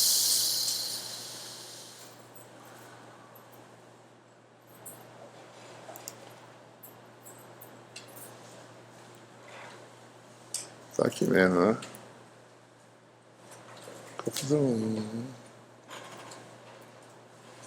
Tá. Então deixa aí. Tá. Então você tem aí essa representação de como é que é o sistema, né? As direções 1, 2 e 3 são as direções... Só um minutinho, deixa eu só anotar aqui. São as direções X, Y e Z, né? Certo? Então, um ponto no espaço tem representado por esses 3 parâmetros, X, Y, Z. Então, você tem aí o vetor posição, né? X maiúsculo, que é X a X, mais Y a Y, mais Z a Z. Então, um ponto no espaço representado pelas 3 coordenadas, e aparece uma coisa importante, que é o nosso chamado...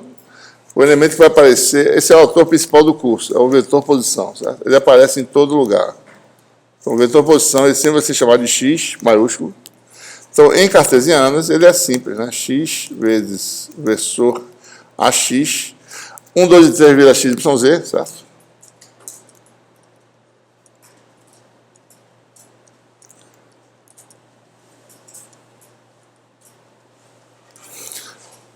Observe, né?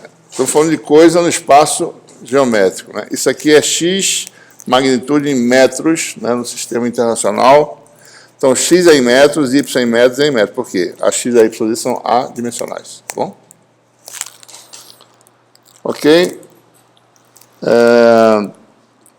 Bom, o que mais? Qual é a distância do ponto à origem? Qual é o tamanho disso aqui?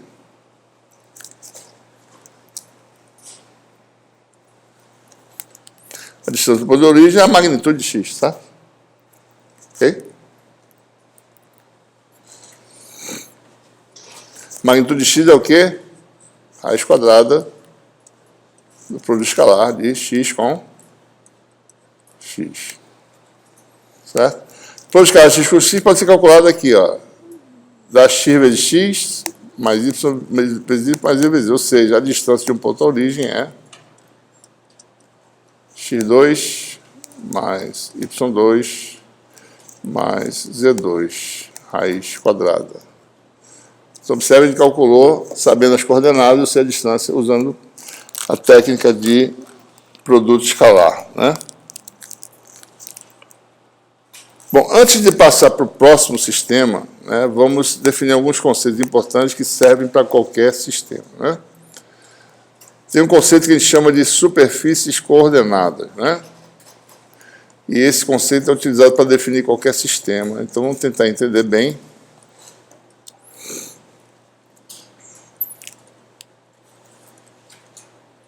Esse conceito de superfícies coordenadas.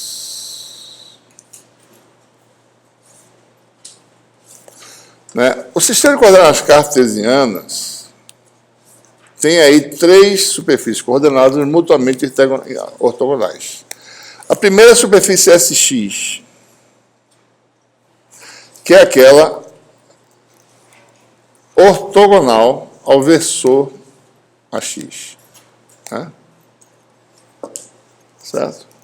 A superfície SX é aquela definida pela condição x igual a uma constante, chamada de Kx, tá? Certo? Então, a superfície x é, por definição, isso aqui, né? O versor AX é ortogonal a essa superfície e aponta no sentido de aumento de x. Certo? Então, você tem 3 superfícies coordenadas no sistema de coordenadas cartesianas: SX, SY, SZ, definidas por a definição da superfície coordenada a coordenada é uma constante. Como em cartesiano as coordenadas são x, y, z, então a coordenada da x é constante, coordenada y é constante, coordenada z é constante, certo? Então, essas são as 3 superfícies coordenadas do sistema de coordenadas cartesianas. Com essa definição, então, você tem as coordenadas do sistema, define as superfícies coordenadas e define os versores sabendo que são as superfícies. A x é ortogonal a SX, aponta no sentido de aumento, tá? De x. A y é ortogonal a SY e assim por diante. Esse é o conceito que vai ser utilizado para definir o resto agora, certo?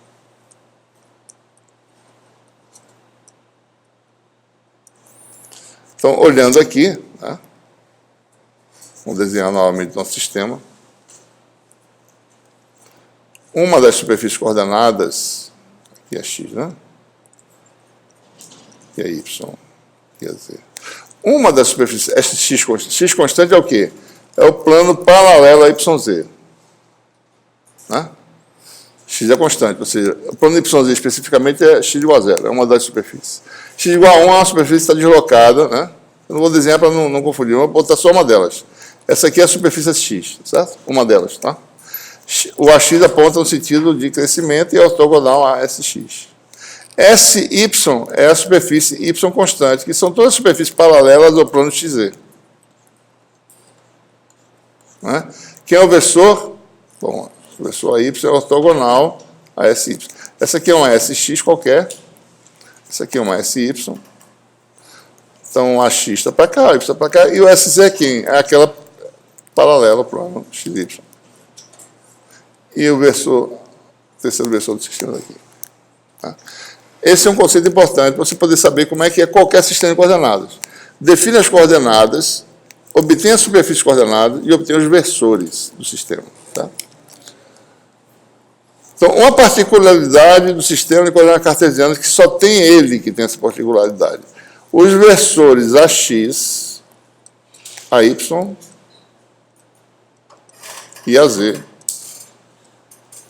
são constantes. Não dependem das coordenadas. Onde for o ponto do espaço que você colocar, o AX está naquela mesma direção e sentido, a Y também, a Z também. É o único sistema que os versores são assim, certo? Os próximos que a gente vai ver agora, isso não é verdade. Tá? Muito bem. Então, vamos aqui para o próximo sistema. Oi. Aqui está escrito ali Z igual a KZ, certo? o segundo Z, ele representa o quê? Qual o Z que você está falando? Esse KZzinho aqui? Não, é só uma coisa para dizer que é associada a Z. Não tem nenhum, é só um símbolo. Podia botar K3 aqui, tá certo? Muito bem.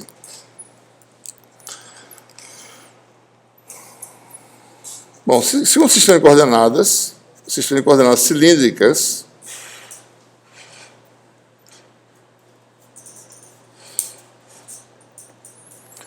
que nós vemos aí ele desenhado, né, mais ou menos, tentando representá-lo com base no sistema XYZ tradicional, né?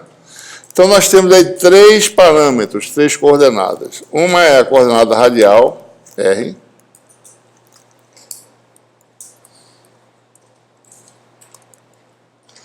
A segunda é a coordenada azimutal, φ. E a terceira é a coordenada axial, Z.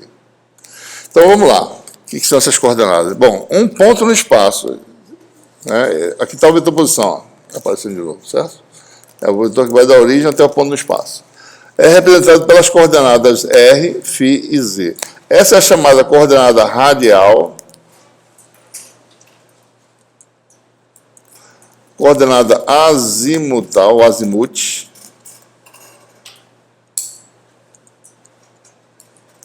e a coordenada axial, axial de eixo, axis, né, em inglês, axial, né? Então, tem três coordenadas. Uma é a distância da projeção do ponto no plano XY até a origem, que é essa distância aqui, ó, que é o raio desse cilindro. Né? Por isso que a gente fala de cilíndrica. Né? Uma coordenada é projeta o ponto no plano e determina essa distância. Então, você tem a primeira coordenada do sistema, radial. A segunda é, bom, uma vez projetado, qual é o ângulo de desvio desse ponto em relação ao eixo X, que é o azimute, φ. E a terceira é a altura relativa, né? Ou para cima ou para baixo. Coordenada Z tradicional de cartesianas. São três coordenadas, né? Certo? Bom, observe, né? É bom observar sempre a dimensão das coisas. Isso aqui tem dimensão de quê? Metro, né? Sistema internacional.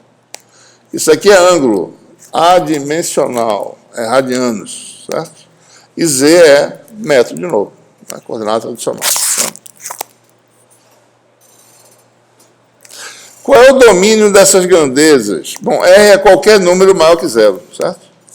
R é a distância, né? Então ele é sempre positivo ou, no pior caso, nulo.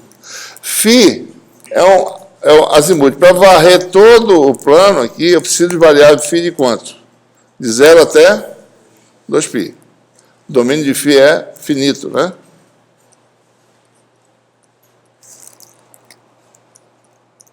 E Z é qualquer coisa entre menos de finito, né, e mais de finito. Eita.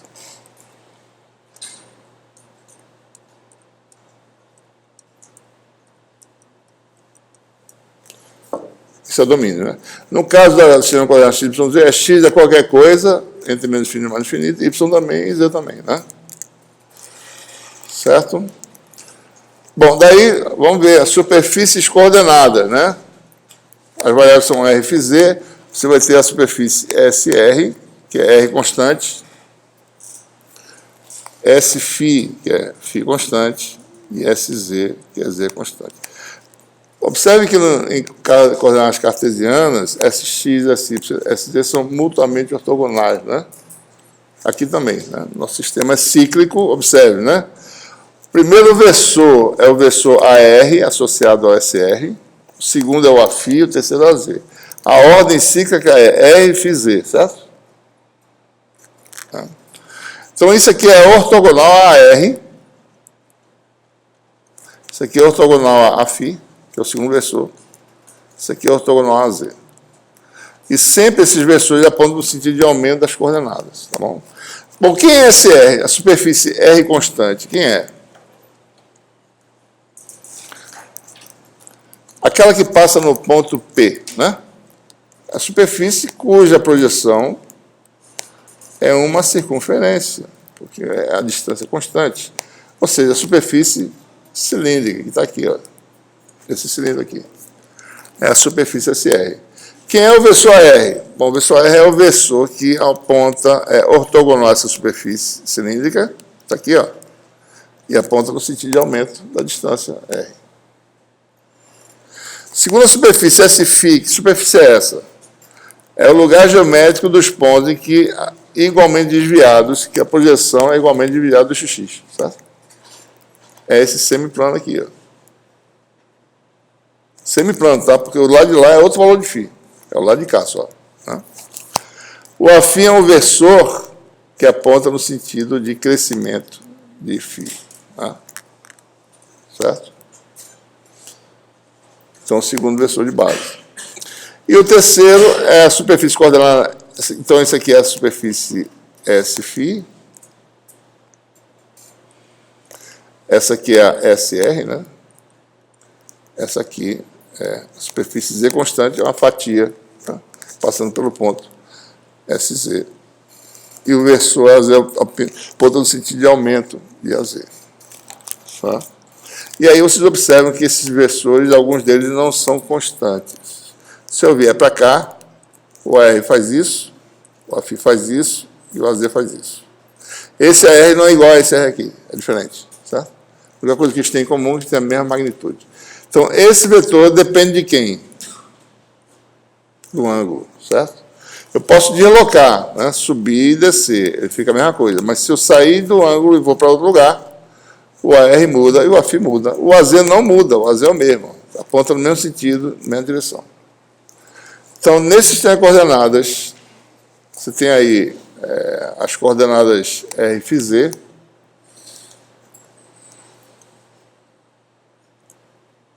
Tem os versores na sequência cíclica, né? Observe que eles são mutuamente ortogonais, basta ver a construção aqui, né?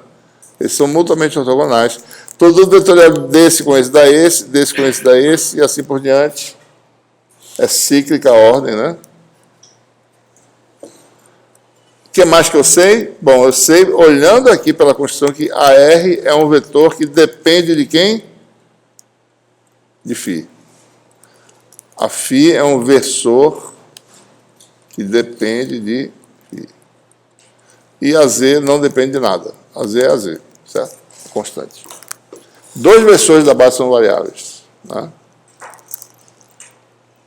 Bom, resta determinar quem é o vetor posição em coordenadas cilíndricas. Ele é a soma de dois vetores. Esse vetor aqui que vai daqui para cá, mais esse que vai daqui para cá. Então, é isso aqui, ó. Esse mais esse. Esse está na direção de AR, né? E esse na direção de AZ. Isso aqui vale R, isso aqui vale Z, né? Ou seja, o vetor posição em cilíndricas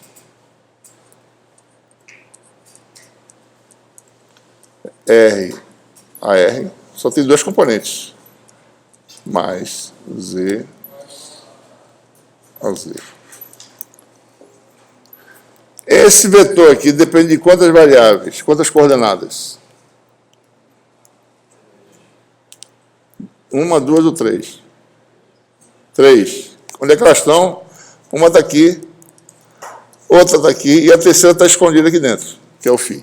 Certo? Depende de R e φz. Tá?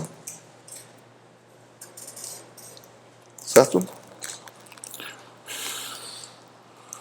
Muito bem, tem mais alguma coisa aqui para esse sistema? Não, né? Vamos para o último sistema. Nossa aula de hoje vai até onde mesmo? Está aqui o negócio, deixa eu ver aqui. Vocês têm aqui o cronograma, cadê? Transformações ainda, nossa senhora. Ainda tem essa parte. Muito bem. Vamos para o terceiro sistema de coordenadas.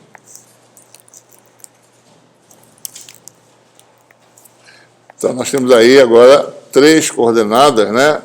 Bom, então, um ponto no espaço é representado por 3 coordenadas. R maiúsculo, para não confundir com R minúsculo de cilíndricas, certo? Θ, que é um ângulo, e φ, que é um ângulo. R é a distância do ponto considerado, né? O ponto P, a origem, é a distância R. Θ é chamado ângulo polar, o ângulo de desvio do vetor posição em relação a eixo Z, né? E φ é o mesmo azimute de cilíndricas, tá? Aquele ângulozinho azimutal que a gente conhece. No caso aqui, o domínio é R sempre positivo, certo?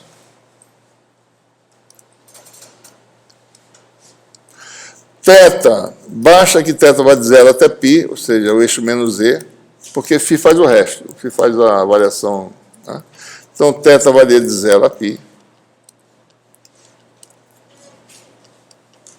E o φ varre todo o plano de XY, né?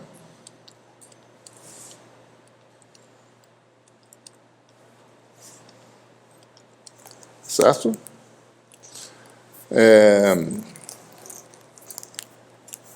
Então, a única coisa que tem dimensão física aqui é a distância R, o resto é número, né? E, mais uma vez, temos aí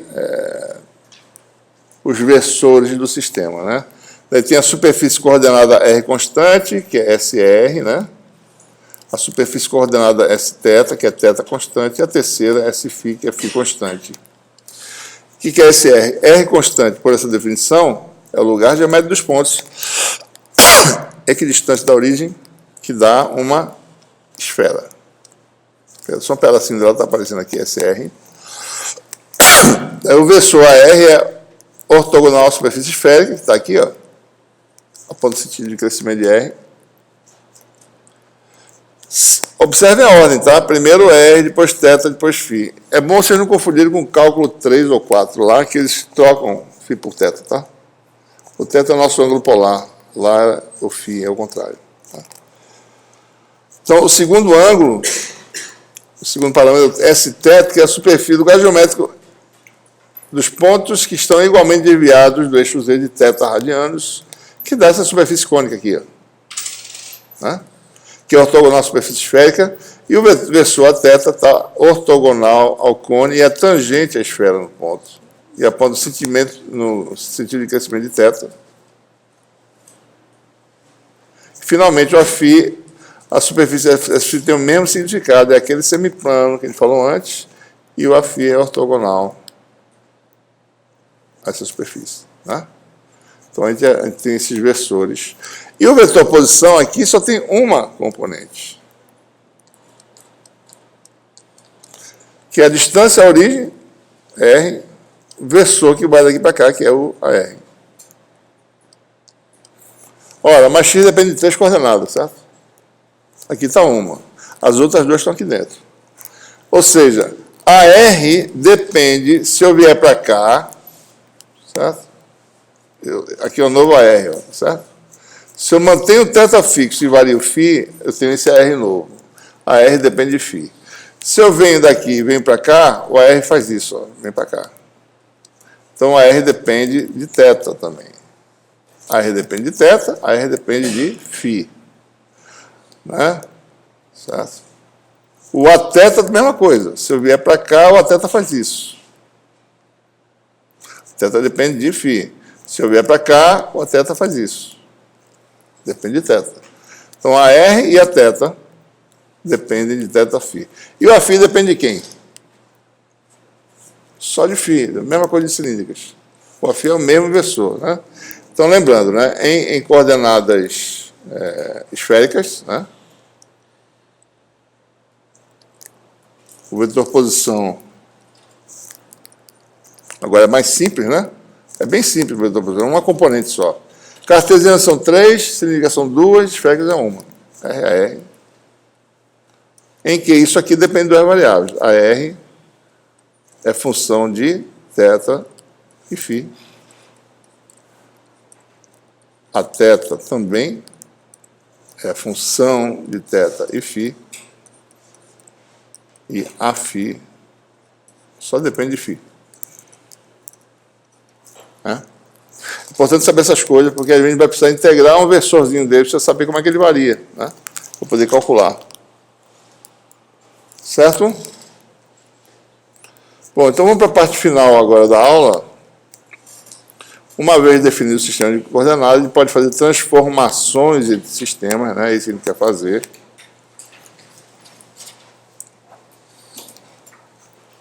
Tá? Vamos falar sobre esse tópico.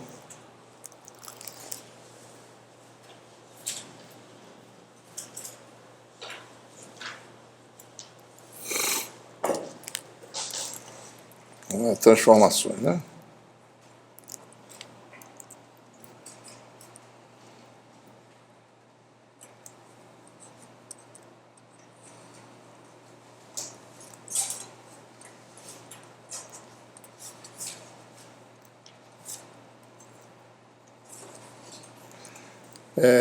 Você tem um vetor que está parado no espaço, daí você muda o sistema, né? Então, a transformação entre sistemas. Como é que os vetores se transformam mudando o sistema, né? Certo? Então, suponha que você tem um vetor no sistema de coordenadas cartesianas, quer saber sua representação no sistema de coordenadas cilíndricas, né, por exemplo. Eu tenho essa informação aqui, eu conheço as componentes de A em cartesianas.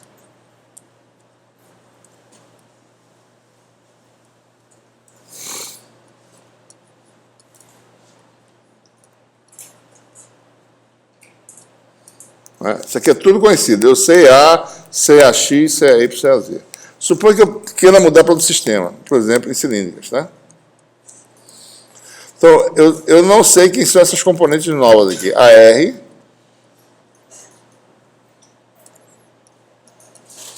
a Φ e a Z, né? Olha, eu sei já de cara que a Z tem que ser o mesmo, né? Não vai mudar, certo? A componente axial é a mesma, né? É a mesma decomposição, tá certo? O problema é que são essas duas aqui, né? Então, o que eu faço? Bom, então a gente vai usar o conceito de projeção. A componente de um vetor numa dada direção do espaço, basta você projetar nessa direção, você determina. Por exemplo, o AR é o produto escalar de A, que está aqui dado, certo? Com o versor AR. Eu vou usar o que eu conheço de A, que está aqui em cima, ó, que são essas três componentes. São essas três componentes. E fazer o produto escalar com o AR, certo? Então, eu vou obter o quê, né? Isso aqui vai dar, vou fazer essa continha aqui, vai dar AX. E usar todas as propriedades de distributividade, etc. AX escalar AR mais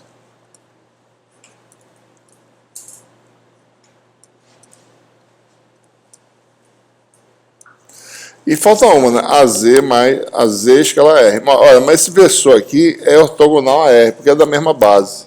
O versor AZ, ele pertence à base cilíndrica e cartesiana, é o mesmo. Então, AZ com R são ortogonais, ele não vai aparecer, vai dar zero o resultado, né? Se eu fizesse a Φ, tá certo? Então, seria a X escalar a Φ, né? A Y escalar a Φ, e a Z escalar a Φ vai dar zero também, porque são versores mutuamente ortogonais, né? Então, essencialmente, eu tenho que calcular esses produtos escalares aqui, a X com a R.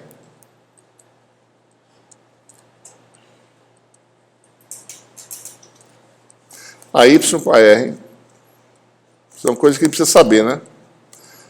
Quem são esses produtos escalares. Daí, com isso aqui, eu calculo o AR. Para calcular o Aφ, eu preciso calcular AX com Aφ, né?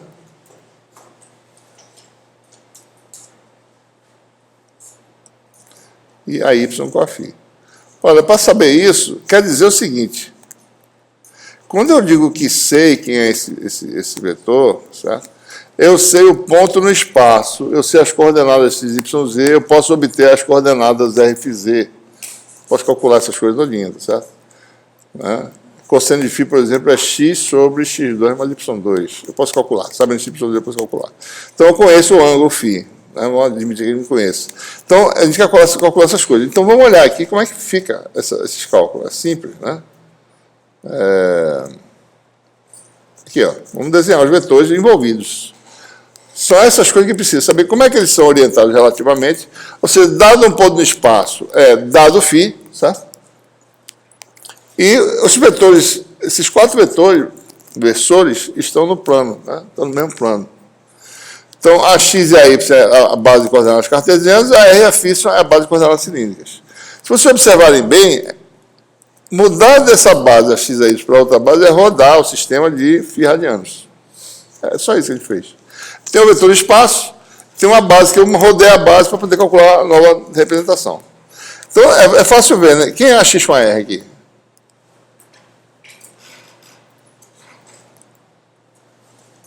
A x produto escalar com a r dá módulo de um, módulo do outro, cosseno do ângulo. Dá só o cosseno, do módulo da... Né? A x com a φ dá quanto? Eu vou fazer a y primeiro, né? A x e a y, né? Depois a y com a r, né? A y com a r dá cosseno de π sobre 2 menos φ, que dá seno. Né? Isso aqui serve para me calcular a componente radial, a r. A outra componente eu faço a x com a φ,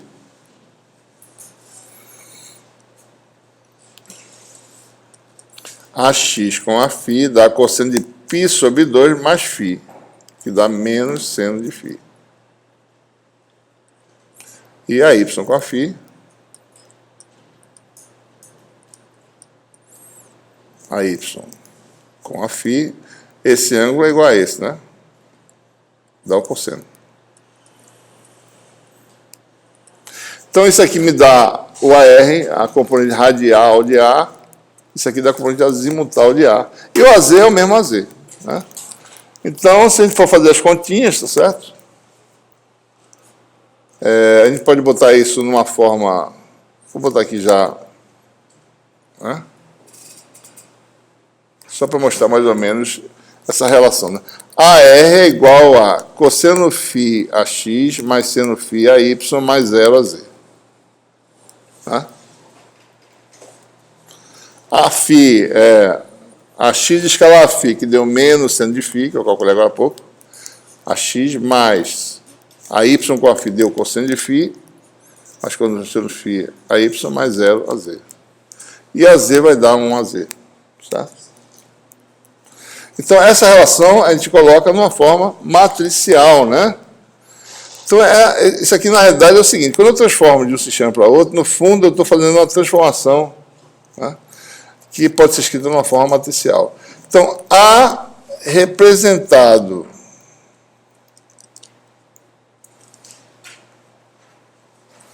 no sistema, vou botar esse tio aqui para dizer, uma representação de A como uma matriz coluna, tá certo? No sistema R, φz, é uma matriz 3x3 que depende de φ, chamada de T de φ. A representado como uma matriz coluna no sistema x, y, z. Vou botar assim. Ó. Então, essa transformação, ou seja, dado isso aqui, obter isso, é conhecido o φ também, né? Eu sei o ponto no espaço, sei um ângulo. Então, conhecido isso aqui, eu calculo A no novo sistema. Então, é uma relação simples matricial, certo? Então, essa matriz T de φ, que tem aquela forma específica. A no sistema FZ é uma matriz T de φ a o sistema x, y, z. Olha para essa matriz aqui, certo? Cosseno seno 0, menos seno cosseno 0, 0, 0, 1. Qual é o determinante dela? Cosseno ao quadrado, mais 0, menos 0, menos seno ao quadrado. Seno mais seno ao quadrado dá 1. Matriz tem determinante 1. Certo? Isso é porque essa transformação é unitária, né? Preserva o tamanho das coisas. O vetor não muda. Então, tem algumas coisas por trás, não vai aprofundar, mas tem uma razão. Todas essas matrizes de transformação, de rotação que ele fez, é tudo determinante 1. Vocês vão ver, certo? Se você observar também que a inversa dessa matriz é a transposta dela. Então é fácil calcular a inversa. Se fizer a transposta, é a inversa, certo? Faça a continha e vocês vão ver. Né? Então, por que isso é bom? Né? Porque, bom, dado A no sistema FZ, calcular A no sistema YZ, faço a inversa. E a inversa basta transpor T, certo?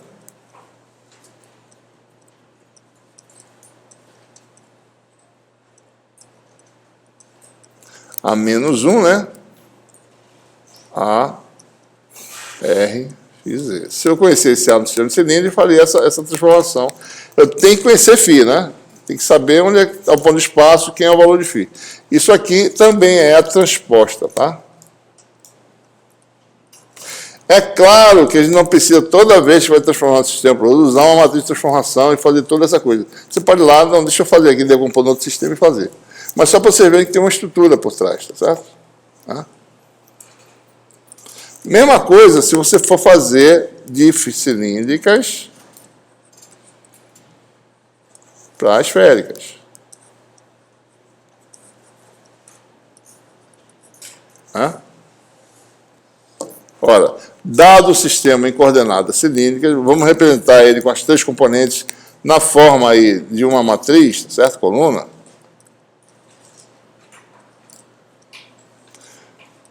Eu vou botar ele deitado para economizar quadro, tá certo? A R, a φ, a Z. Só que é transposta, né? Ela é em pé, tá certo? Então, isso aqui dá uma matriz. Bom, para obter sua representação em esféricas, vou fazer aquele mesmo passo a passo. Eu faço produto escalar, né? A componente AR vai ser o produto escalar das componentes com o versor AR maiúsculo e assim por diante. Então, dado isso aqui, o resultado vai ser o quê? Um tipo de transformação que depende desses produtos escalares, certo? Eu vou mostrar aqui já de onde vem.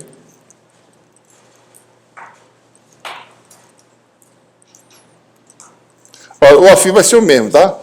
Porque é o mesmo significado, tá? Então, o resultado que se obtém é o quê? A no sistema de coordenadas esféricas é uma matriz de transformação que depende de θ, que a gente vai ver por que já. Só de θ, tá certo? Vezes A no sistema de coordenadas cilíndricas. O que envolve esse cálculo? Né? Envolve o produto escalar dos versores de base de um com os versores de base do outro. Né? Estão aqui representados, certo?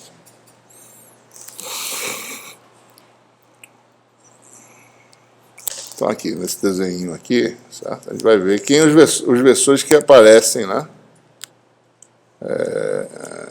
No produto, tá certo? Aqui está. Um pouquinho aqui.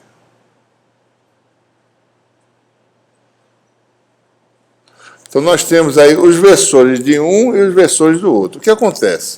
Em cilíndricas, né, os versores que são importantes são o ARzinho e o AZ, tá certo? O AFI, ele fica parado. Esse aqui, o AFI, ele é o mesmo nos dois sistemas, né?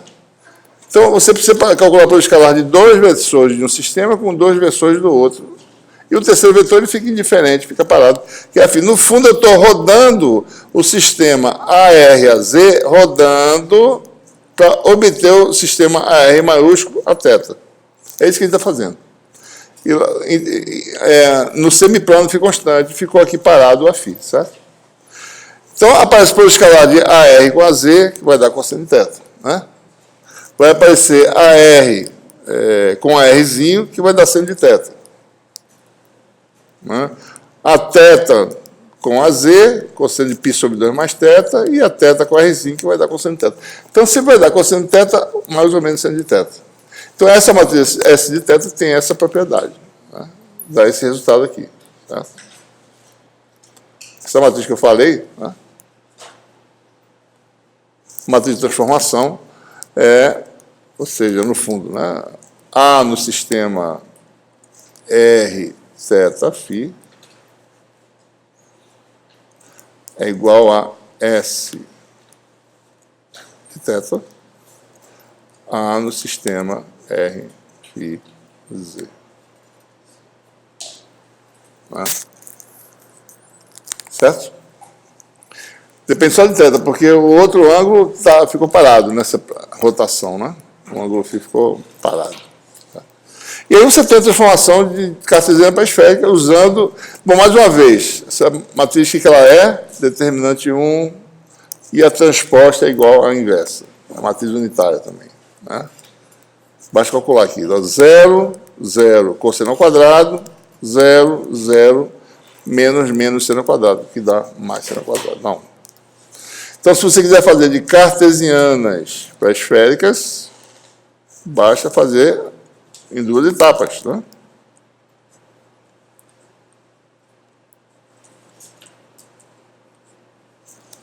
O que a gente faz? Você vai, bom, primeiro em cilíndricas,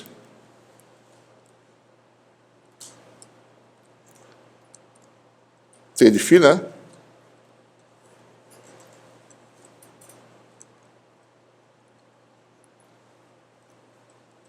Depois, em esféricas.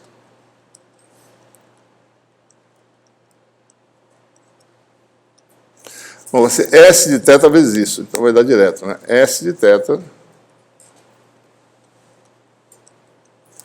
T de φ, A, X, Y, Z. Né? Faz por essas duas matrizes, você tem a transformação direta. Se quiser inverter, basta sair multiplicando a inversa. Primeiro S é menos 1, essa transposta, dá 1 aqui, da identidade, certo? Depois T é menos 1. Dá T é menos 1, S é menos 1 vezes isso, dá X, Y, Z. Certo? Ok. Deixa eu fazer uma continha aqui para a gente ver se a gente aprendeu esse negócio direito.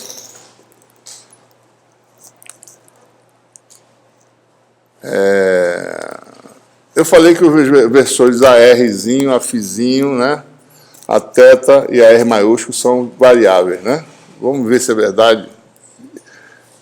Como é que eles variam com o ângulo? Como é que o ARzinho varia com o ângulo φ? Pergunta importante, né? Você acabou de comentar, não foi? Por exemplo, em cilíndricas,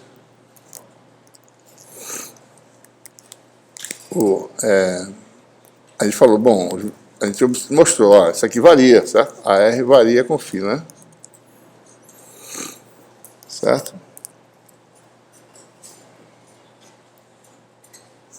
Bom, primeiro, eu vou transformar esse vetor, então, na base.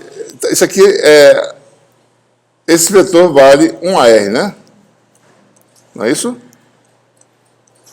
Eu quero transformá-lo em cartesianas. Por quê? Em cartesianas a base é fixa, daí a dependência φ vai aparecer. Acho que ele é variável em relação ao cartesiano, né? Não, ele é variável em relação ao ângulo φ. Ele é variável. Ele é variável em relação ao ponto de espaço. Se você for de um ponto A para um ponto B, ele muda. É outro vetor, certo? Você pode chamar disso de φ ou do que você quiser, das variáveis, certo? Bom, mas ele, em cilíndrica, ele é 1AR, tá certo? Em cartesiano, ele é quem? Bom, primeiro, qual é a representação matricial desse vetor? Que eu acabei de definir. Né? Sua representação matricial no sistema, então é meio complicado, né? No sistema R, φz, tem que fazer 2 vezes esse negócio aqui, tá certo? O versor R, no sistema R, φz, ele tem o quê? Componente 1AR, não é isso? 0 a φ, 0 a Z. Transposta. Certo? Né? Nós sabemos que um versor... Aliás, desculpe. Isso aqui é o nosso A no sistema R, φ, Z. Isso aqui é o quê? T de φ, né? A no sistema... Desculpe.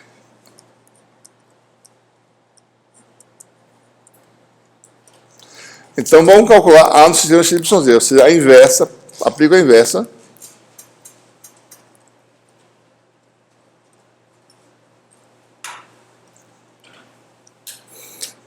A inversa é a transposta, né? T transposta de φ vezes a matriz 1, 0, 0, né? Vamos ver quem é o T, tá certo? Aqui no nossa... Aqui em cima tem o T. Cadê ele? Está aqui por cima. Cadê ele? Está aqui. Olha aqui. Isso aqui é o T, né? A transposta é... A transposta de T vai dar cosseno menos seno. Só isso. Só mudar o sinal, tá certo? Então, isso aqui vezes 1, 0, 0 dá quanto? Cosseno φ. Né? A primeira componente vai dar cosseno φ, não é isso? Segunda componente vai dar seno φ. Terceira componente vai dar 0, né? 0, 0, 0. Certo? Então, o versor A, aquele vetor lá, né, que a gente chamou A no sistema x, y, z, dá isso aí, certo? Ou seja, isso aqui é A R no sistema x, y, z. Sua representação matricial. Sua representação de vetor tradicional vai dar o quê? AR igual ao quê? Cosseno φ vezes AX mais seno φ vezes AY. Apareceu a dependência em φ. AR depende de φ desse jeito. Cosseno φ vezes AX mais seno φ vezes AY. Né? Tá?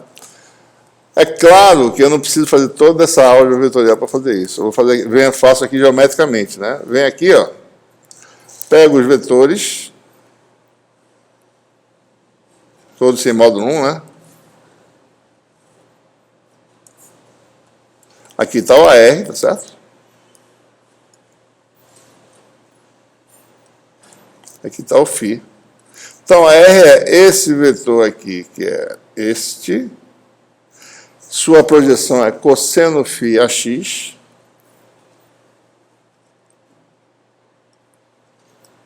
Mais esse vetor aqui, que é a projeção na direção ortogonal, que é cosseno desse ângulo, que é seno φ AY. Aí mostra. Quando você quer saber explicitamente como é que um versor varia com as coordenadas, você decompõe em cartesianas. Cosseno φ AX mais seno φ AY. Mesma coisa para o Aφ. O Aφ, se eu quiser calcular, posso matricialmente ou assim, né? Isso aqui vai dar cosseno de π sobre 2 mais φ, dá menos seno φ AX, o Aφ. Vai dar cosseno de π sobre 2 mais φ na direção AX, dá menos seno φ AX.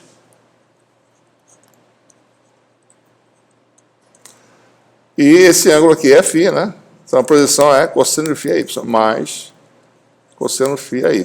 Pronto, esses versores são variáveis, dependem de φ, aqui é a dependência explícita, está aqui guardado. Quer achar a dependência? Decompõe no sistema de coordenadas, certo? Ok, pessoal, a gente vai parar por aqui, tá? 12h30 já, né? Tá todo mundo já meio cansado, eu também. Eu vou fazer uma chamadinha aqui, tá certo? Só para a gente ver aqui quem é que está presente.